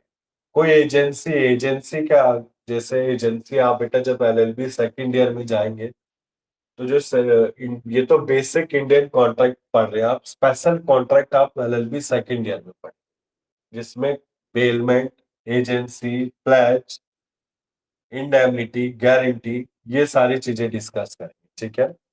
तो जो एजेंसी है, एजेंसी का मतलब एक प्रिंसिपल और एजेंट, ठीक है ना। जैसे इंटर्नशिप टाइम पीरियड होता है, तो इंटर्नशिप टाइम पीरियड में किसी एजेंट ने प्रिंसिपल का काम कर दिया तो इसमें कंसिडरेशन इन्वॉल्व नहीं मान सकता है, ठीक है ना, क्योंकि उनकी गाइडलाइंस उन्हें करना ही करना है।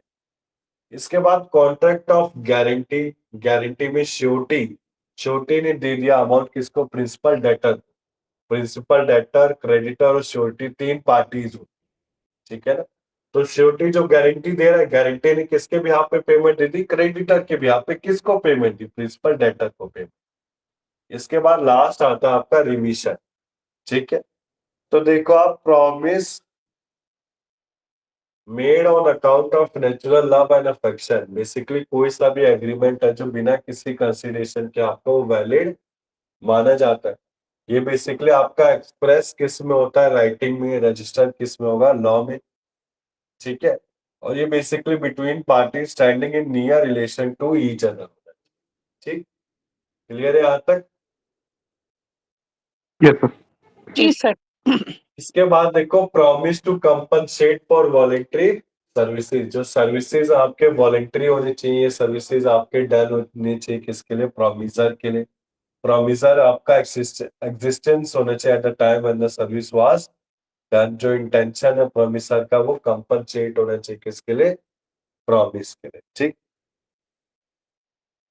इसके बाद देखो सर्विस रेंडर, वो आपका लीगल होना चाहिए। जैसे जेठालाल ने बबीता का पर्स उसको वापिस दे दिया, तो बबीता ने प्रॉमिस किया जेठालाल को 50 रुपीज देने का, तो this is a valid contract, ठीक है। वॉलंटरी सर्विसेज के लिए क्या, फ्री ऑफ कॉस्ट।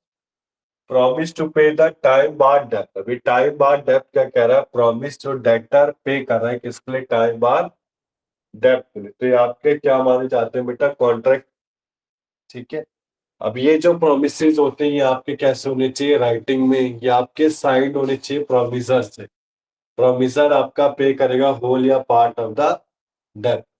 जैसे राम ने लक्ष्मण से उधारी लिए 1000 रुपए की, अब डेप्ट लिमिटेशन एक्ट के थ्रू कम से कम 3 साल के बाद, 3 साल तक डेप्ट पे नहीं किया तो कोर्ट केस कर सकते हैं, लिमिटेशन एक्ट 1963 कहता है ऐसा। तो राम ने क्या करा, एक रिटर्न प्रॉमिस साइन कर दिया 500 पे करने के लिए डेप्ट का। अब ये जो प्रॉमिस है आपका वैलिड है, बाइंडिंग है without any press consideration. Clear है बेटा ये चीज? चले यस यस सर। इसके बाद देखो क्रिएशन ऑफ एजेंसी। इसमें अगर कोई कंसीडरेशन नेसेसरी नहीं है एजेंसी के लिए, अगर पर्सन अपॉइंट किया जा रहा है एजेंट के, तो जो ये अपॉइंटमेंट आपका वैलिड होगा अगर कोई कंसीडरेशन इन्वॉल्व ना हो तब। मैंने आपको समझा दिया बेटा, जैसे इंटर्नशिप टाइम पीरियड होता है ना, जैसे कोई ट्रेनिंग सीख रहा हूँ मैं, किसी के अंदर ट्रेनिंग सीख रहा हूँ, तो जो मेरा क्या है, प्रिंसिपल है। अब प्रिंसिपल है मेरा वो, तो मैंने कुछ काम एक्स्ट्राऑर्डिनरी काम उसके लिए कर दिया प्रिंसिपल के लिए, तो मैं एक्सपर्ट थोड़ी ना कर सकता हूँ कि प्रिंसिपल मुझे क्या देगा, कंसीडरेशन। ठीक है ना। इसके बाद कंप्लीटेड गिफ्ट्स होती है, जैसे विराट ने अनुष्का को एक वॉच दी गिफ्ट में, और लेटर विराट नहीं डिमांड कर सकता, क्यों? क्योंकि इसमें कोई कंसिडरेशन इन्वॉल्व नहीं था। ठीक है। तो gift once made can not be recovered on the ground of absence of consideration. इसके बाद कॉन्ट्रैक्ट ऑफ गारंटी। गारंटी में भी कोई कंसिडरेशन नहीं रिक्वायरमेंट होती है। फिर आता है बेटा आपका रिमिशन। रिमिशन का मतलब क्या होता है? Lesser performance of contract. Clear है बेटा? कोई डाउट है इसको अभी तक यहाँ पे किसी को? No sir. No clear sir. Consideration अच्छे से आया बेटा? यस जी ठीक है। सर। जब नेक्स्ट क्लास होगी ना बेटा, नेक्स्ट क्लास में सबको ज्वाइन होना है। ये नहीं कि आज देखा कम बच्चे हैं भाई, भी कनेक्टिविटी ना हो बच्चों के साथ, तो इसी के लिए कहा मैंने। तो अभी मैंने सुबह थर्ड ईयर लिया, उसमें 10 बच्चे थे, फिर सेकंड ईयर 12 से 2 बजे लिया, तो उसमें भी 10 ही थे बच्चे। ठीक है, तो आप में भी ज्वाइन हो गया, ऐसा नहीं है। तो क्लासेस को लो, ये मत सोचो कि क्लासेस लेके कोई आपके लिए बेनिफिशियल ही नहीं बेटा, आप पास करोगे एग्जाम, तो बड़ी बात नहीं है कुछ। अब देखो आपका बेटा, हम स्टार्ट कर रहे हैं आपका फ्री कंसेंट। यहाँ तक क्लियर है बेटा? किसी को डाउट तो नहीं है? No sir. देखो आप सबसे नो पहले मैं, सर। ठीक है, देखो आप लीगलिटी ऑफ ऑब्जेक्ट के बारे में बताना चाहता हूँ। इसमें वाइडेबल और इलीगल कॉन्ट्रैक्ट्स आते हैं। अब ये वाइडेबल और इलीगल कॉन्ट्रैक्ट्स होते क्या? देखो वाइडेबल कॉन्ट्रैक्ट्स तो इन टर्म्स में होते हैं।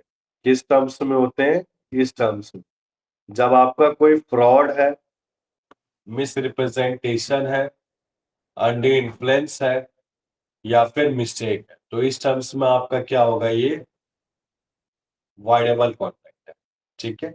वाइडेबल कॉन्ट्रैक्ट कैसे? जैसे डॉक्टर ने पेशेंट, अंडर इन्फ्लुएंस का एक एग्जांपल लेते हैं। डॉक्टर ने पेशेंट को कोई गलत दवा दी, तो जो पेशेंट है वो क्या कर सकता है? कॉन्ट्रैक्ट को कैंसिल कर सकता है। तो वाइडेबल कॉन्ट्रैक्ट्स कौन से होते हैं? जिसमें एग्रीड पार्टी क्या कर सकता है? कॉन्ट्रैक्ट को कैंसिल कर सकता है। क्लियर है बेटा? क्लियर है सर। तो देखो आप, लीगलिटी ऑफ ऑब्जेक्ट की अगर मैं बात करूं, तो जो लीगलिटी ऑफ ऑब्जेक्ट है, बेसिकली लीगलिटी कब डिसाइड होगा? जब वो कोई प्रोहिबिटेड या फिर फोरबिडन बाय लॉ नहीं होना चाहिए। ये जो है परमिटेड होना चाहिए आपका, मतलब it must be permitted, it would not be defeat the provision of law, it must not be fraudulent, ये आपका फ्रॉडुलेंट नहीं होना चाहिए। लिखा है ना बेटा? जो मैं नॉट वर्ड यूज कर रहा हूँ वो एक लीगैलिटी के लिए कर रहा हूँ, लीगल्स के लिए कर रहा हूँ, पर इसमें अनलॉफुल के बारे में दे रखा है। जो किसी को इंजर ना करे, किसी पर्सन या प्रॉपर्टी को ऑफ अनदर, या फिर कोर्ट रिगार्ड्स करे इमोरल और oppose to the public policy, मतलब अपोज टू पब्लिक पॉलिसी नहीं होना चाहिए। पब्लिक पॉलिसी को अपोज करने में contract in restraint of trade, marriages, settlement, ये जो ट्रेड मैरिज सेटलमेंट को रोकने में जो पॉलिसीज बनाई गई हैं, उनको अपोज टू पब्लिक पॉलिसी कहा जाता है। ठीक है। अब बेटा मैं कॉन्सेप्ट कराना चाहता हूँ वाइड और इलीगल कॉन्ट्रैक्ट्स। अब ये वाइड और इलीगल कॉन्ट्रैक्ट्स क्या होते हैं? वाइड कॉन्ट्रैक्ट हमने समझ लिया बेटा, वाइड कॉन्ट्रैक्ट जो एनफोर्सेबल बाय लॉ नहीं। वही इलीगल कॉन्ट्रैक्ट्स की बात करूं, तो इलीगल कॉन्ट्रैक्ट्स में आपका फ्रॉड आ जाता है। ठीक है ना? फ्रॉड आ गई आपके इलीगल कॉन्ट्रैक्ट। सबसे पहले देखो, इलीगल एग्रीमेंट आपके एंटायरली वाइड होते हैं, इसमें कोई भी एक्शन ब्रॉट नहीं किया जाता है। ठीक है। इसके बाद देखो आप, इसके बाद जो मनी पेड है, प्रॉपर्टी ट्रांसफर्ड है, वो उसको रिकवर नहीं कर सकते हैं। एक पार्ट अगर इलीगल है और दूसरा इलीगल है तो आपका वाइडेबल कॉन्ट्रैक्ट माना जाता है। ठीक, इसके बाद देखो आप, अब मैं एक कॉन्सेप्ट कराना चाहता हूँ बेटा, फ्री कंसेंट। ठीक है, तो हमने कैपेसिटी ऑफ कॉन्ट्रैक्ट तो पढ़ लिया था। कैपेसिटी ऑफ कॉन्ट्रैक्ट में कौन कौन कॉन्ट्रैक्ट में एंटर हो सकते हैं, जो मेजर है, जो 18 साल से ऊपर है। इसके बाद जो आपके क्वालिफाइड बाय कोर्ट है, क्वालिफाइड बाय कोर्ट कर दिए गए हैं। इसके बाद आपका जो सॉल्वेंट है, साउंड माइंड है। ठीक है, फिर फ्री कंसेंट आता है। फ्री कंसेंट कहता है, फ्री कंसेंट आपका सेक्शन 13 में आता है। जब दो या दो से ज्यादा पर्सन एक कंसर्न में हो, एक एग्री हो, same thing same sense, same thing same sense यानी कॉन्ट्रैक्ट को साइन करने के लिए राजी, दोनों दोनों के बीच में कोई प्रेशर नहीं है। प्रेशर कैसे? जैसे कोई प्री कंसर्न सेक्शन 14 क्या कहता है, ये फॉलोइंग एब्सेंट कब रहेगा, जब कोई कोर्सन, अंडर इन्फ्लुएंस, फ्रॉड, मिसरिप्रेजेंटेशन और मिस्टेक। अब बेटा कोर्सन की मैं बात करूं तो कोर्सन क्या होता है? थ्रेट देना, धमकी देना। मैंने किसी के ऊपर गन पॉइंट करा, उसने कॉन्ट्रैक्ट को साइन करा दिया, तो ये आपका क्या होगा बेटा? कोर्सन। क्लियर है ये चीज? Yes yes sir. क्लियर है Ashish? Yes sir, yes sir. जी सर। तो कोर्सन में क्या होता है बेटा? थ्रेट। ठीक है ना, किसी को धमकी देना। अंडर इन्फ्लुएंस में क्या होता है बेटा? आपका एक इन्फ्लुएंस, एक इन्फ्लुएंस हो गया डॉक्टर पेशेंट के साथ, हस्बैंड वाइफ का, टीचर चिल्ड्रन के साथ, स्टूडेंट के साथ। ठीक है, फ्रॉड में क्या होता है? फ्रॉड में इंटेंशनली होता है, इंटेंशनल यानी जानबूझ के। ठीक है ना। मिस रिप्रेजेंटेशन क्या होता है बेटा? आपका मिस रिप्रेजेंटेशन होता है, आपका मिस रिप्रेजेंट कर दिया उसे। ठीक है, अनइंटेंशनली जो गलती से हो चुका है, वो भी आपका वर्डेबल ही माना जाता है। फिर मिस्टेक ऑफ लॉ होता है और मिस्टेक ऑफ फैक्ट होता है। क्लियर है चीज? तो जो कोर्सन, अंडर इन्फ्लुएंस, फ्रॉड और मिस रिप्रेजेंटेशन और मिस्टेक है, ये सारे के सारे क्या आपके वाइडेबल कॉन्ट्रैक्ट है। क्या है? Voidable contract. Clear? Yes sir तो सबसे पहले मैं अगर आपसे डिस्कस करना चाहूं तो सबसे पहले हम डिस्कस करते हैं बेटा आपका कोर्सन। तो कोर्सन आपका सेक्शन 15 में आता है। अच्छा, मैं इससे पहले क्वेश्चन पूछना चाहता हूं कि जो साइलेंस है, मैं चुप हूं, तो इस does silence amount to acceptance? क्या साइलेंस एक्सेप्टेंस को दिखाता है? No sir no sir. हाँ मे भाई, और मे नॉट। नो बेटा, नो। हम नो ही है। ठीक है, और मैं आपसे क्वेश्चन पूछता हूँ, fraud does silence amount to fraud? No sir बोलो बोलो बेटा, does silence amount to fraud? May be. Yes बेटा, यस। अगर साइलेंस की बात करें तो साइलेंस फ्रॉड को दिखाता है, वही साइलेंस एक्सेप्टेंस को नहीं दिखाता।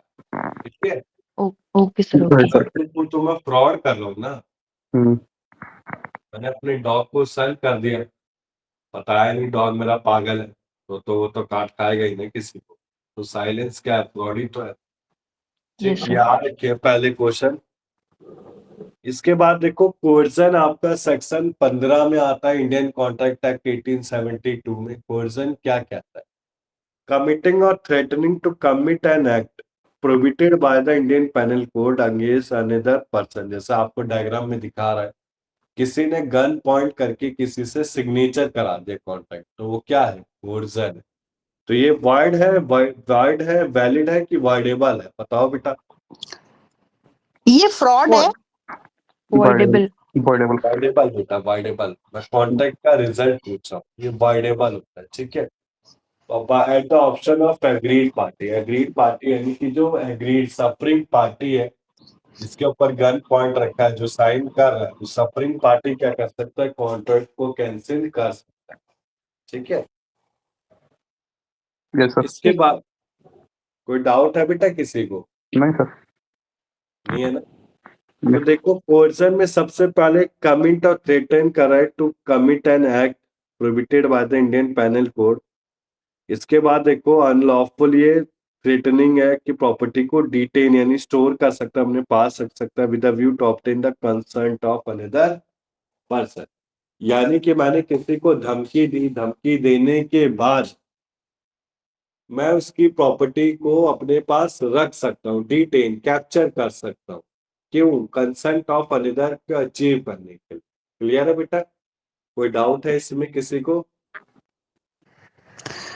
सर ये फिर इलीगल नहीं हुआ?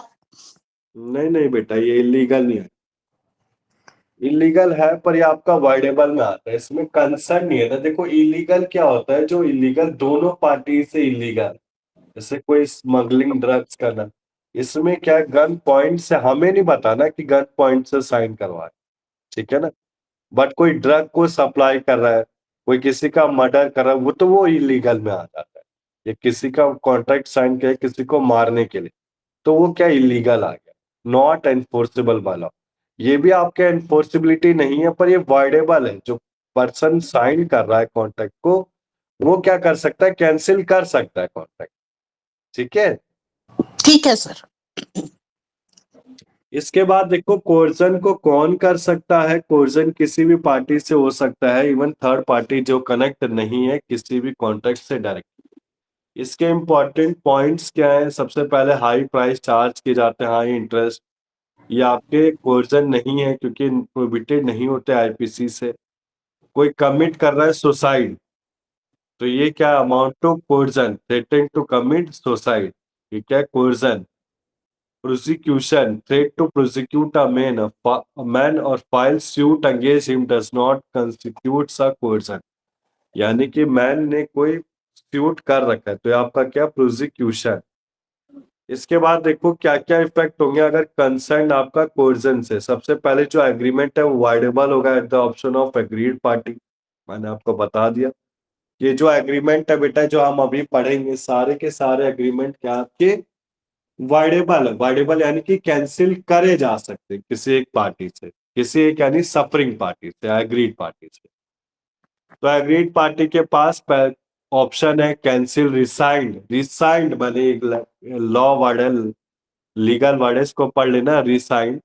तो इसको कैंसिल करा जा सकता है। अगर एग्रीड पार्टी डिसाइड करे तो he must retain all the benefit received by such party.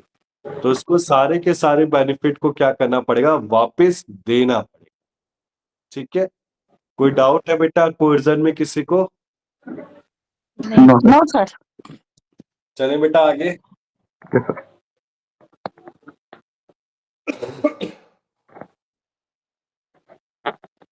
फिर बेटा आपका आता है अंडर इन्फ्लुएंस। ठीक है, अंडर इन्फ्लुएंस में क्या होता है, बेसिकली अंडर इन्फ्लुएंस जैसे ये डायग्राम में दिखा रखा है बेटा, ये कठपुतलियों की तरह नचा रहा है। तो अगर मैं अंडर इन्फ्लुएंस के एग्जांपल पढ़ूं तो पहले एग्जांपल समझ लो। ये जो एग्जांपल दे रखा है ना बेटा, इसको अच्छे से पढ़ेंगे। इसमें पेरेंट, चिल्ड्रन, गार्डियन, वार्ड हो गया, डॉक्टर, पेशेंट, सॉलिसिटर, क्लाइंट हो गया, ट्रस्टी, बेनिफिशियरी, फियोंसे, फियोंसी। ठीक है, तो ये सारी चीजें आती है। क्लियर है बेटा? रिलीजियस एडवाइजर, डिसिपल यानी वो क्या कहते हैं उससे, शिष्य। हाँ, नहीं शिष्य नहीं बेटा, अरे वो जो भक्त धार्मिक गुरु और जो उनके वो होते हैं, जो उनको मानने वाले होते हैं, डिसाइपल। भक्त और पंडित, ऐसे समझ लो, पंडित और भक्त ये क्या है आपके पंडित अंडर और इन्फ्लुएंस। जजमान। हाँ हाँ बिल्कुल बेटा, आप ले सकते हो उसको। ठीक है ना। तो देखो जो अंडर इन्फ्लुएंस है, बेसिकली अंडर इन्फ्लुएंस क्या कहते हैं इसको समझेंगे हम डिटेल में। अंडर इन्फ्लुएंस में एक ऐसा रिलेशन एग्जिस्ट हो जाता है जिसमें एक पार्टी डोमिनेट होता है किसके लिए, विल ऑफ अदर। और to obtain an unfair advantage of other, यानी कि जो फर्स्ट पार्टी वो सेकंड पार्टी का अनफेयर एडवांटेज अचीव करती है, वो क्या आपका अंडर इन्फ्लुएंस है। क्लियर है बेटा? जैसे डॉक्टर ने पेशेंट का किया, हस्बैंड ने वाइफ का किया, तो क्या है, ये अनफेयर एडवांटेज को अडॉप्ट कर। अब कौन कौन पर्सन डीम होते हैं डोमिनेटिंग पोजीशन के, जब उसके पास एक रियल अपरेंट अथॉरिटी है, दूसरे की मास्टर और सर्वेंट, उसके पास एक ट्रस्ट है, तो डॉक्टर पेशेंट जो कॉन्टेक्ट बना रहा है, तो ये क्या है बेटा, एक एज, इलनेस या मेंटल, इसमें क्या हो गया आपका अनफेयर एडवांटेज हो रहा है। ठीक है, इसके बाद देखो अनफेयर एडवांटेजेस में parent, child, guardian, ward, doctor, patient, trustee, beneficiary, fiance, fiancee. अगर कोई प्रिजम्पशन नहीं है अंडर इन्फ्लुएंस में, तो लैंडलॉर्ड हो गया, टेनेंट हो गया, डेटर हो गया, क्रेडिटर हो गया, हस्बैंड या फिर वाइफ हो गया। अब इसके इफेक्ट के बारे में पढ़े अंडर इन्फ्लुएंस के, तो जो एग्रीमेंट वाइडेबल हो रहा है किस पे, अग्रीड पार्टी पे, अग्रीड पार्टी कैंसिल कर रही है या अग्रीड पार्टी रिफ्यूज कर रही है कॉन्ट्रैक्ट को। ठीक है बेटा, कोई डाउट है? अगर मैं इफेक्ट की बात करूं तो कोर्जन, फ्रॉड, सब में सारे इफेक्ट सेम है, coercion, miss representation, under influence, fraud. ठीक है, यस तो मैं अगर कहना चाहूँ तो कोर्जन क्या है बेटा, कमिट टू सुसाइड, थ्रेट करना, धमकी देना। अंडर इन्फ्लुएंस क्या है, अनफेयर एडवांटेज को उठाना, यूज करना अनफेयर एडवांटेज। फ्रॉड क्या है, इंटेंशनली एक्ट है, ये क्या है, इंटेंशनली जानबूझ के किया गया। मिस रिप्रेजेंटेशन क्या होता है, अनइंटेंशनली यानी जानबूझ के नहीं किया गया। क्लियर है बेटा? जी सर। आशीष, Yes, sir. Neha, Neha clear है? यस अब देखो फ्रॉड बेसिकली आपका क्या होता है, एक ऐसा एक्ट होता है जो कमिटेड होता है किसी पार्टी से कॉन्ट्रैक्ट के लिए। इसमें बेसिकली इंड्यूस किया जाता है कि कॉन्ट्रैक्ट में एंटर करा जा सके। ठीक है ना, ऐसे ये दिखा रखा है लक्ष्मी चिट फंड, ये वही हेरा फेरी वाला है जो है, Right, sir. इसमें वही चीट करते हैं दूसरे के साथ, तो ये क्या है, फ्रॉड। तो बेसिकली सजेक्शन इसमें क्या बता रखा है, जो सजेक्शन है वो ट्रू नहीं होता, बिलीव नहीं होता ट्रू में, फैक्ट को हाइड किया जाता है, जो प्रॉमिस है बिना किसी इंटेंशन के होता है, कोई एनी अदर एक्ट होता है जो डिवाइस हो रहा है। इसके बाद एनी सच एक्ट जो डिक्लेयर टू बी फ्रॉडुलेंट होते हैं। ठीक है, इसके बाद देखो साइलेंस, क्या साइलेंस फ्रॉड है? तो देखो वेदर साइलेंस इज फ्रॉड और not depends upon various factor. अगर देखो ड्यूटी टू स्पीक है तब तो वो आपका फ्रॉड माना जाएगा। साइलेंस कब कब फ्रॉड माना जाएगा, जब आपका बोलने की जरूरत है, स्पीच देने की जरूरत है और चेंज इन सर्कमस्टांसेस की जरूरत है। यानी कि बेटा मैं कहूँ तो अगर मेरे से कोई केस स्टडी भी पूछ लेते तो मैं क्या कहूंगा, जो साइलेंस है वो आपका फ्रॉड को अमाउंट करता है। क्लियर है बेटा ये चीज? Yes, sir. ठीक है, अब इसके इफेक्ट क्या क्या है, वही सेम इफेक्ट है बेटा। अगर हम पढ़े, जो कॉन्ट्रैक्ट है वो वाइडेबल होता है at the option of agreed party, जो एग्रीड पार्टी सफरिंग पार्टी। ठीक है ना, ये इसमें ऑप्शन है कि कैंसिल कर सकते हैं कॉन्ट्रैक्ट को। ये एग्रीड पार्टी क्या कर सकता है, अगर कैंसिल नहीं कर रहा है तो डैमेजेस के लिए अप्लाई करेगा। इसके बाद जो एग्रीड पार्टी वो क्या करेगा, रिटर्न करेगा, रिस्टोर करेगा all the benefit received by such person. इसके बाद देखो कॉन्ट्रैक्ट उबर में फिडे बेसिकली आपका एक ऐसा कॉन्ट्रैक्ट होता है, ये कौन सा कॉन्ट्रैक्ट होता है, इंश्योरेंस का कॉन्ट्रैक्ट होता है। ठीक है ना, तो उबर में फिडे में अगर हम बात करें बेटा, ये कॉन्ट्रैक्ट्स आपके कौन से होते हैं, इसमें एक स्पेशल ड्यूटी होती है एक्ट को परफॉर्म करने के लिए, जिसमें एटमोस्ट गुड फेथ चाहिए। अब एटमोस्ट गुड फेथ क्या होते हैं, इंश्योरेंस से रिलेटेड है कि सारे के सारे मटेरियल को, इंफॉर्मेशन को डिस्क्लोज करना ही करना। जैसे मैं बात करूं इंश्योरेंस ऑफ ऑल काइंड, अब ये ऑल काइंड क्या कहता है, फायर, मरीन, लाइफ। लाइफ यानी हमारे लिए, फायर यानी आग के लिए, कोई प्रॉपर्टी में आग लग गई, ठीक है ना, गुड्स में आग लग गई, वो फायर इंश्योरेंस के लिए। मरीन इंश्योरेंस के लिए क्या आता है बेटा, आपका जो मेरा ये कार्गो है, कार्गो सामान हो गया, जो एक वेज एक ऐसा टाइम पीरियड होता है जो अराइवल से डेस्टिनेशन, ठीक है ना, जो डिपार्चर से अराइवल तक के टाइम पीरियड को कवर करता है, जो शिप उसको वेज कहते हैं, ठीक है ना। तो कार्गो वेज इसमें शिप में जो अप्लाई होता है वो आपका मरीन इंश्योरेंस होता है। इसके बाद कंपनी प्रोस्पेक्टस। प्रोस्पेक्टस बेटा किसी को पता है, कोई बताना चाहेगा क्या होता है prospectus?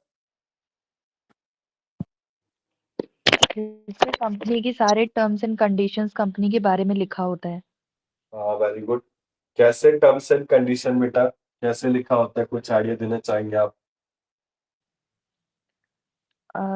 Sir sometimes with law लिखा होता है, जैसे हम लोग के कॉलेज में प्रोस्पेक्टस चलते थे, वेरी तो गुड, वो अच्छा एग्जांपल दिए, ठीक है। Yes sir. तो कंपनी के बारे में उसके annual general meeting, board of director, composition of board of director, annual reporting, ठीक है ना। उसके फाइनेंशियल स्टेटमेंट्स कैसे थे, प्रॉफिट्स कितना आ रहा था। फिर contract for sale of land, contract जो बेचा जा रहा है लैंड, उसमें फैमिली अरेंजमेंट, ये सब में क्या होता है, कॉन्ट्रैक्ट ऊपर में फिडे लगता है। ऊपर में फिडे किसके लिए होता है बेटा? To disclose all the fact, principle based on the utmost good faith. Clear है बेटा? कोई डाउट है इसमें किसी को? No sir. No sir. अब बेटा अगर मैं आपसे पूछना चाहूँ coercion under influence of fraud, इसमें वैलिड है, वॉइड है कि वॉइडेबल, क्या रिजल्ट आ रहा था आप बताएंगे? वॉइडेबल। वेरी गुड, वॉइडेबल है, ठीक है। ये ध्यान रखना है बेटा, ठीक है ना, एमसीक्यू में बार बार आएगा ये चीज। अब देखो मिस रिप्रेजेंटेशन की बात करूं तो मिस रिप्रेजेंटेशन कुछ ऐसे होता है जो रिप्रेजेंटेशन इनोसेंटली या अनइंटेंशनली होता है। जैसे इसमें दिखा रखा है कि जो फर्स्ट पार्टी वो सेकंड पार्टी को मिस रिप्रेजेंट कर रहा है, ठीक है। तो फ्रॉड की मैं बात करूं तो फ्रॉड क्या बेटा इंटेंशनली किया जाता है, और मिस रिप्रेजेंटेशन क्या होता है जो अनइंटेंशनली किया जाता है, ठीक है ना। अनइंटेंशनली यानी कि इनोसेंटली किया जाता है। तो ये representation when wrongfully made either innocently और intentionally is a misrepresentation. जब ये इनोसेंटली बनता है अनइंटेंशनली तो इसको बेसिकली फ्रॉड, वेदर अगर ये इंटेंशनली है तो ये फ्रॉड, और अनइंटेंशनली है तो क्या आपका miss representation. Misrepresentation making any statement as true but actually that statement is false। तो ये समझा रहा है मिसरिप्रेजेंटेशन का मतलब क्या होता है, जो स्टेटमेंट हुआ बट एक्चुअली क्या दिखाता है, फ्रॉड। क्लियर? तो इसमें बेटा Yes, इसका वही इफेक्ट बता रखा है कंसर्न का। सबसे पहले देखो जो एग्रीमेंट है बेटा आपको at the option of agreed party होना चाहिए। एग्रीड पार्टी के पास ऑप्शन है कैंसिल करने का, एग्रीड पार्टी डिसाइड कर सकते हैं कॉन्ट्रैक्ट को कैंसिल करने के लिए, ठीक है। क्लियर है बेटा? यहाँ तक किसी को डाउट है? no sir। आशीष डाउट है कोई? क्लियर है सर। अब बेटा देखो मिस्टेक की बात करूं तो देखो मिस्टेक आप पढ़ेंगे, मिस्टेक क्या होते हैं बेसिकली। मिस्टेक दो तरह की से होते हैं, एक तो लॉ से और एक फैक्ट से। लॉ से तो इंडियन लॉ से या फिर फॉरेनर लॉ से होते हैं। जो इंडियन लॉ से होते हैं वो आपके वैलिड होते हैं, फॉरेन लॉ से होते हैं वो आपके वाइड होते हैं। फैक्ट से बात करूं तो बायलेटरल मिस्टेक दो पार्टीज के बीच का मिस्टेक होता है, यूनिलेटरल जो किसी एक पार्टी से। तो देखो एक पार्टी से तो वो आपका वैलिड माना जाएगा, और दोनों पार्टी से अगर मिस्टेक हो रहा है तो आपका क्या माना जाता है, बायलेटरल मिस्टेक माना जाता है। क्लियर है बेटा ये चीज? Yes sir. मीना क्लियर है? नेहा आपको ये? yes sir। ठीक है। तो देखो मिस्टेक ऑफ लॉ में अगर हम पढ़े तो मिस्टेक ऑफ लॉ बेटा क्या होता है, ignorance of law is not an excuse and all at all. यानी कि एक आईपीसी का टर्म है कि अगर हमने लॉ को इग्नोर कर दिया कोई एक्सक्यूज नहीं माना जाता, ये मस्ट बी पेनलाइज होता है, इसमें पैनल लगता है, ठीक है। ये आपके कंपाउंडेबल ऑफेंस होते हैं। तो देखो आप when a party enters into the contract without the knowledge of law in country the contract is valid not the void। इसके बाद देखो कॉन्ट्रैक्ट आपका वॉइडेबल नहीं होता जब कोई मिस्टेक्स हो रहा है किसी इंडिया में। इसके बाद देखो mistake of law foreign countries. Foreign country में अगर कोई mistake treated mistake of fact agreement, इसमें क्या होगा आपका वॉइड। ठीक है, ठीक है बेटा, कोई डाउट है इसमें? नो नो इसके सर। बाद देखो, ठीक है सर। जो मिस्टेक ऑफ फैक्ट्स होते हैं, ये मिस्टेक ऑफ फैक्ट्स दो तरीके से होते हैं बेटा, बायलेटरल होता है और यूनिलेटरल होता है। बायलेटरल कैसे होता है? जो दो पार्टी से इकट्ठा किया, फर्स्ट और सेकंड पार्टी से। ये मिस्टेक क्या होती है आपकी? Void mistake. But unilateral mistake क्या होती है? जो किसी एक पार्टी से किया जाता है, ये मिस्टेक आपकी क्या होती है? वैलिड मिस्टेक होती है। ठीक है ना? तो टाइप ऑफ मिस्टेक में देखो, मिस्टेक जो सब्जेक्ट मैटर के लिए है, एग्जिस्टेंस जो आइडेंटिफाई कर रहा है, क्वालिटी में मिस्टेक हो गया, क्वांटिटी में मिस्टेक हो गया, टाइटल, प्राइस, पॉसिबिलिटी। क्लियर है ना? इसके बाद देखो यूनिलेटरल मिस्टेक क्या है? ये आपका वाइडेबल होता है क्योंकि किसी एक पार्टी के द्वारा किया जाता है। यूनिलेटरल मिस्टेक को हम डिफेंसिव नहीं मानते। क्लियर है बेटा? कोई डाउट है इसमें? No sir. ठीक है, नो सर। इसके बाद देखो बेटा, अगर हम डिस्कस करना चाहें, मैं एक बार ये वाइड कॉन्ट्रैक्ट दिखा देता हूं कि वाइड कॉन्ट्रैक्ट कौन से होते हैं। जो कॉन्ट्रैक्ट किसी इनकम्पिटेंट पर्सन से होते हैं, इनकम्पिटेंट पर्सन यानी माइनर हो गया, minor, disqualified by court, insolvent, unsound mind, इनसे जो भी कॉन्ट्रैक्ट बनाए जा रहे हैं आपके क्या है? वाइड कॉन्ट्रैक्ट है। कोई बायलेटरल मिस्टेक ऑफ फैक्ट से ये आपका क्या है? वाइड है। कोई अनलॉफुल है, ये आपका क्या है? वाइड है। कोई consideration object unlawful in part है, ये क्या है? वाइड है। कोई विदाउट कंसिडरेशन, ये वाइड है। ठीक है ना? ये बेटा, हाँ ये देखो ध्यान, इसको मैं इरेज करना चाहूंगा, इसको काट देना। Agreement made without the consideration section 25, ये बेटा आपका वैलिड ही माना जाता है। ठीक है ना? ये कुछ सर्टन वो उसमें आपके कुछ एक्सेप्शंस में दिए गए, वो नीचे हम करेंगे, अभी इसको छोड़ देंगे। ठीक है? किसी की मैरिज को रुकवाना, किसी की ट्रेड को रुकवाना, रिस्ट्रेन यानी रुकवाना, रिस्ट्रेन ऑफ लीगल प्रोसीडिंग, ये सारी क्या है आपके? वॉइड है। वेजरिंग क्या है? वॉइड है। क्लियर है बेटा? डाउट है किसी को? आशीष, मीना, नहीं नेहा, नो अभी सर। तक जो हमने पढ़ा है? नहीं सर। नो। ठीक है, पक्का बेटा? तो बेटा देखो, मैं अभी तक तो ये रख रहा हूँ, आपको एक बार पेपर दिखाना चाहता हूँ, जो पेपर आता है ना प्रीवियस ईयर पेपर, वो प्रीवियस ईयर पेपर दिखाना चाहता हूँ, एक बार शो करना चाहता हूँ बच्चों को।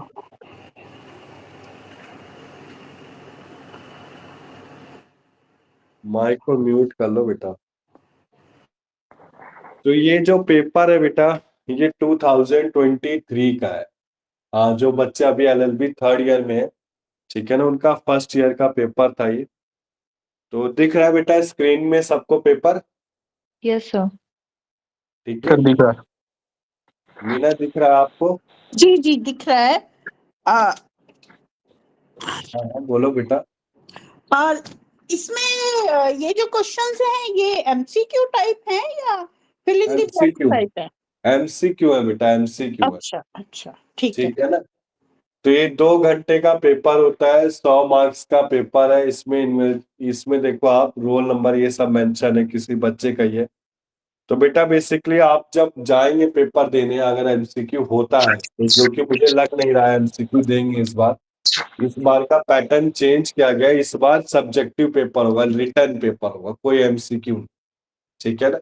बट आप उम्मीद करिए कि आपका एमसीक्यू हो, क्यों? क्योंकि आप रिटर्न को लर्न नहीं कर सकते, थोड़ा सा ज्यादा लर्निंग ज्यादा चाहिए बेटा। ठीक है ना? तो ठीक हो ठीक। सकता है कि आखिर तक वो एमसीक्यू ही कर दे, उसकी टेंशन मत लो, वो एमसीक्यू आसान ही रहता है। तो हाँ जैसे एमसीक्यू आसान रहता है जी। रहेगा। एमसीक्यू ज्यादा आसान है बेटा, हाँ जी, इसमें क्योंकि कोई उसमें चार नेगेटिव मार्क, ऑप्शन होते हैं तो सोचने का मौका भी मिल जाता है। हाँ, राइट सोचने राइट। का मौका भी मिलेगा, और पेपर का जो लेवल है वो इजी भी आता है।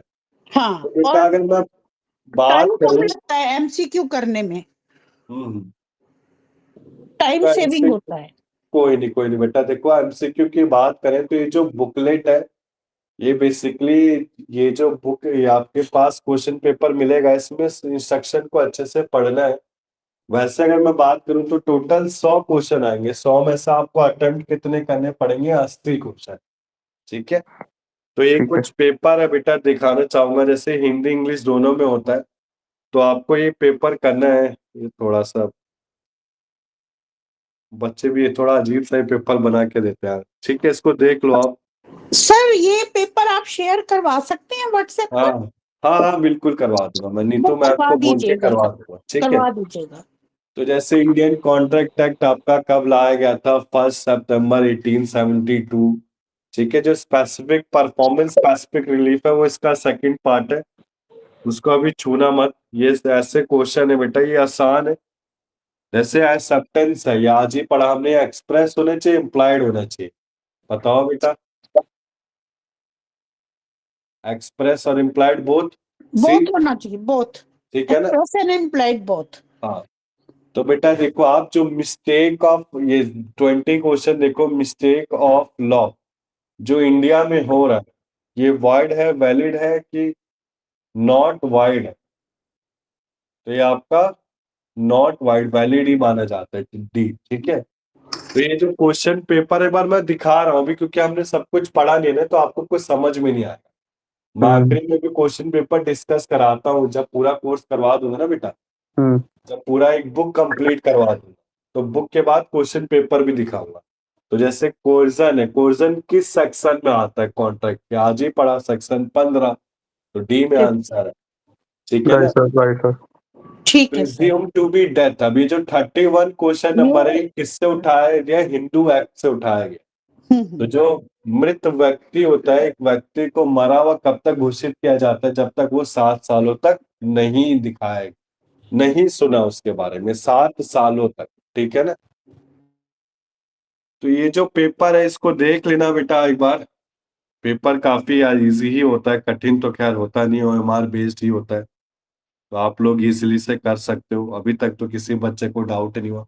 बस मैं इतना कहना चाहता हूँ बेटा, जो पेपर में जिसको डाउट हुआ अभी तक, जो अभी हमारी जो सेकंड ईयर की क्लासेस हुई थी, उन बच्चों ने भी डिस्कस किया कि सर मुस्लिम लॉ सच में कठिन देते हैं। तो एक मुस्लिम लॉ मैं कहना चाहूंगा, मॉमडन लॉ, मुस्लिम लॉ उन्होंने कठिन दिया, और बाकी सारे पेपर इजी, सबने इजीली कर दिया था। ठीक है ना? सारे बच्चों ने क्लासेस ली थी, क्लासेस में हमने रिवीजन मोड पे अच्छे से समझा था। संडे संडे क्लासेस होती है बेटा, आपके लिए एक बेनिफिशियल रहेगा, जितनी आप क्लासेस लेंगे उतने अच्छे से परफॉर्म कर पाएंगे। सर एग्जाम से पहले भी ये वीकली ही चलेगा, या एग्जाम से एक महीना पहले कुछ, मतलब वीक में 2-3 डेज ऐसे चलेगा बेटा रिवीजन के लिए? अभी तो संडे संडे चलेगी, फिर जैसे एग्जाम आएगा उस समय देखेंगे कैसे करना है। ठीक है, ठीक है अभी सर। पर संडे संडे ही चलेंगे हमारी क्लासेस। ठीक है सर। ठीक है बेटा, तो मैंने आपको एक बार, आपको सब कुछ पता ही रखा है। ठीक है, एक मिनट, एक बार आप ये देख सकते हो बेटा, जो एलएलबी, आप एलएलबी फर्स्ट ईयर में पढ़ोगे, पेपर 1 है। तो जो कॉन्ट्रैक्ट है बेटा, कॉन्ट्रैक्ट हम सेकंड सर क्लास में प्लीज फिक्स, सिलेबस भी व्हाट्सएप करा दीजिएगा। हाँ हाँ मैं सब करा दूंगा बेटा, जी टेंशन मत लो। जी ठीक है, ठीक है। तो कॉन्ट्रैक्ट 1 में जो सेक्शन 1 से 75 है, ये आपको करना है स्पेसिफिक रिलीफ, आपको मैं ही पढ़ाऊंगा। फिर इसके बाद पेपर 2 आर्बिट्रेशन कंसिलेशन होगा, पेपर 3 इंग्लिश लॉ जिसे टॉट कहते हैं, पेपर 4 5 हिंदू मुस्लिम लॉ, इसमें मुझे पूरा एक महीना लगता है। ठीक है ना? हिंदू मुस्लिम लॉ को डिटेल से पढ़ेंगे हम। फिर लॉ ऑफ क्राइम जिसे बीएनएस कर दिया गया, जो इंडियन पैनल कोड है वो क्या हो गया? भारतीय नागरिक सुरक्षा, यानी कि बीएनएस कर दिया गया। फिर कॉन्स्टिट्यूशनल लॉ है आपका। फिर पेपर 8 लीगल लैंग्वेज। क्लियर है बेटा? कोई डाउट है इसमें? नहीं, अभी तक कोई डाउट नहीं है। ठीक है, अभी तक कोई डाउट आया बेटा? नेहा, आशीष, मीना, नहीं सर। किसी को भी? नो सर, अभी तक समझ में आ रहा है। और ठीक है, तो बेटा आज की क्लास आपको अच्छी लगी? कैसी लगी आज की क्लास? सर बहुत फ्रूटफुल थी। अच्छी लगी, रिसोर्सफुल थी। ठीक है, अच्छी, वेरी गुड, अच्छी बात है बेटा। ठीक है ना? तो हम आज की क्लास को फिर कैंडी करते हैं बेटा। हम नेक्स्ट अगले संडे मिलते हैं, 2 से 4, यही टाइम रहेगा आपका। ठीक है। नेक्स्ट संडे Thank you, हम sir. कॉन्ट्रैक्ट को खत्म करेंगे और स्पेसिफिक रिलीफ को स्टार्ट करेंगे। तो जी। मेनली आप मान लीजिए बेटा, जो मैं क्लासेस ले रहा हूँ, जो एलएलबी फर्स्ट ईयर है, फर्स्ट ईयर में मैं कहना चाहूंगा कि जो आपका सिलेबस है ना, वो थोड़ा कम है बेटा। फर्स्ट ईयर में जल्दी सिलेबस हो सकता है मेरे एंड से, क्योंकि मैं सारे नोट्स प्रोवाइड करता हूँ, रिसोर्सफुल रहती है मेरी क्लासेस। जी। जो सेकंड और थर्ड ईयर क्लासेस होंगी वो आपकी थोड़ी लेंथी हो जाता है, क्योंकि इसमें काफी सारा कंटेंट है। ठीक है, हाँ जी। तो आप समझ लीजिए कि मैं 2 क्लासेस में एक बुक कंप्लीट करवाई दूं। ठीक है, ठीक है। ठीक है बेटा, फिर जा सकते हो आप सब। आज की क्लास एंड है बेटा। Okay, thank you, okay, sir. Thank you okay sir. Sir, thank you so much. Thank you, good evening. Good evening बेटा, जा सकते हैं आप सब। हाँ जी ठीक सर, है, नोट्स और सिलेबस भिजवा हाँ हाँ दीजिएगा और बिल्कुल क्वेश्चन बिल्कुल, पेपर भी। हाँ हाँ बिल्कुल बिल्कुल, थैंक यू सो मच। ठीक है बेटा, ठीक।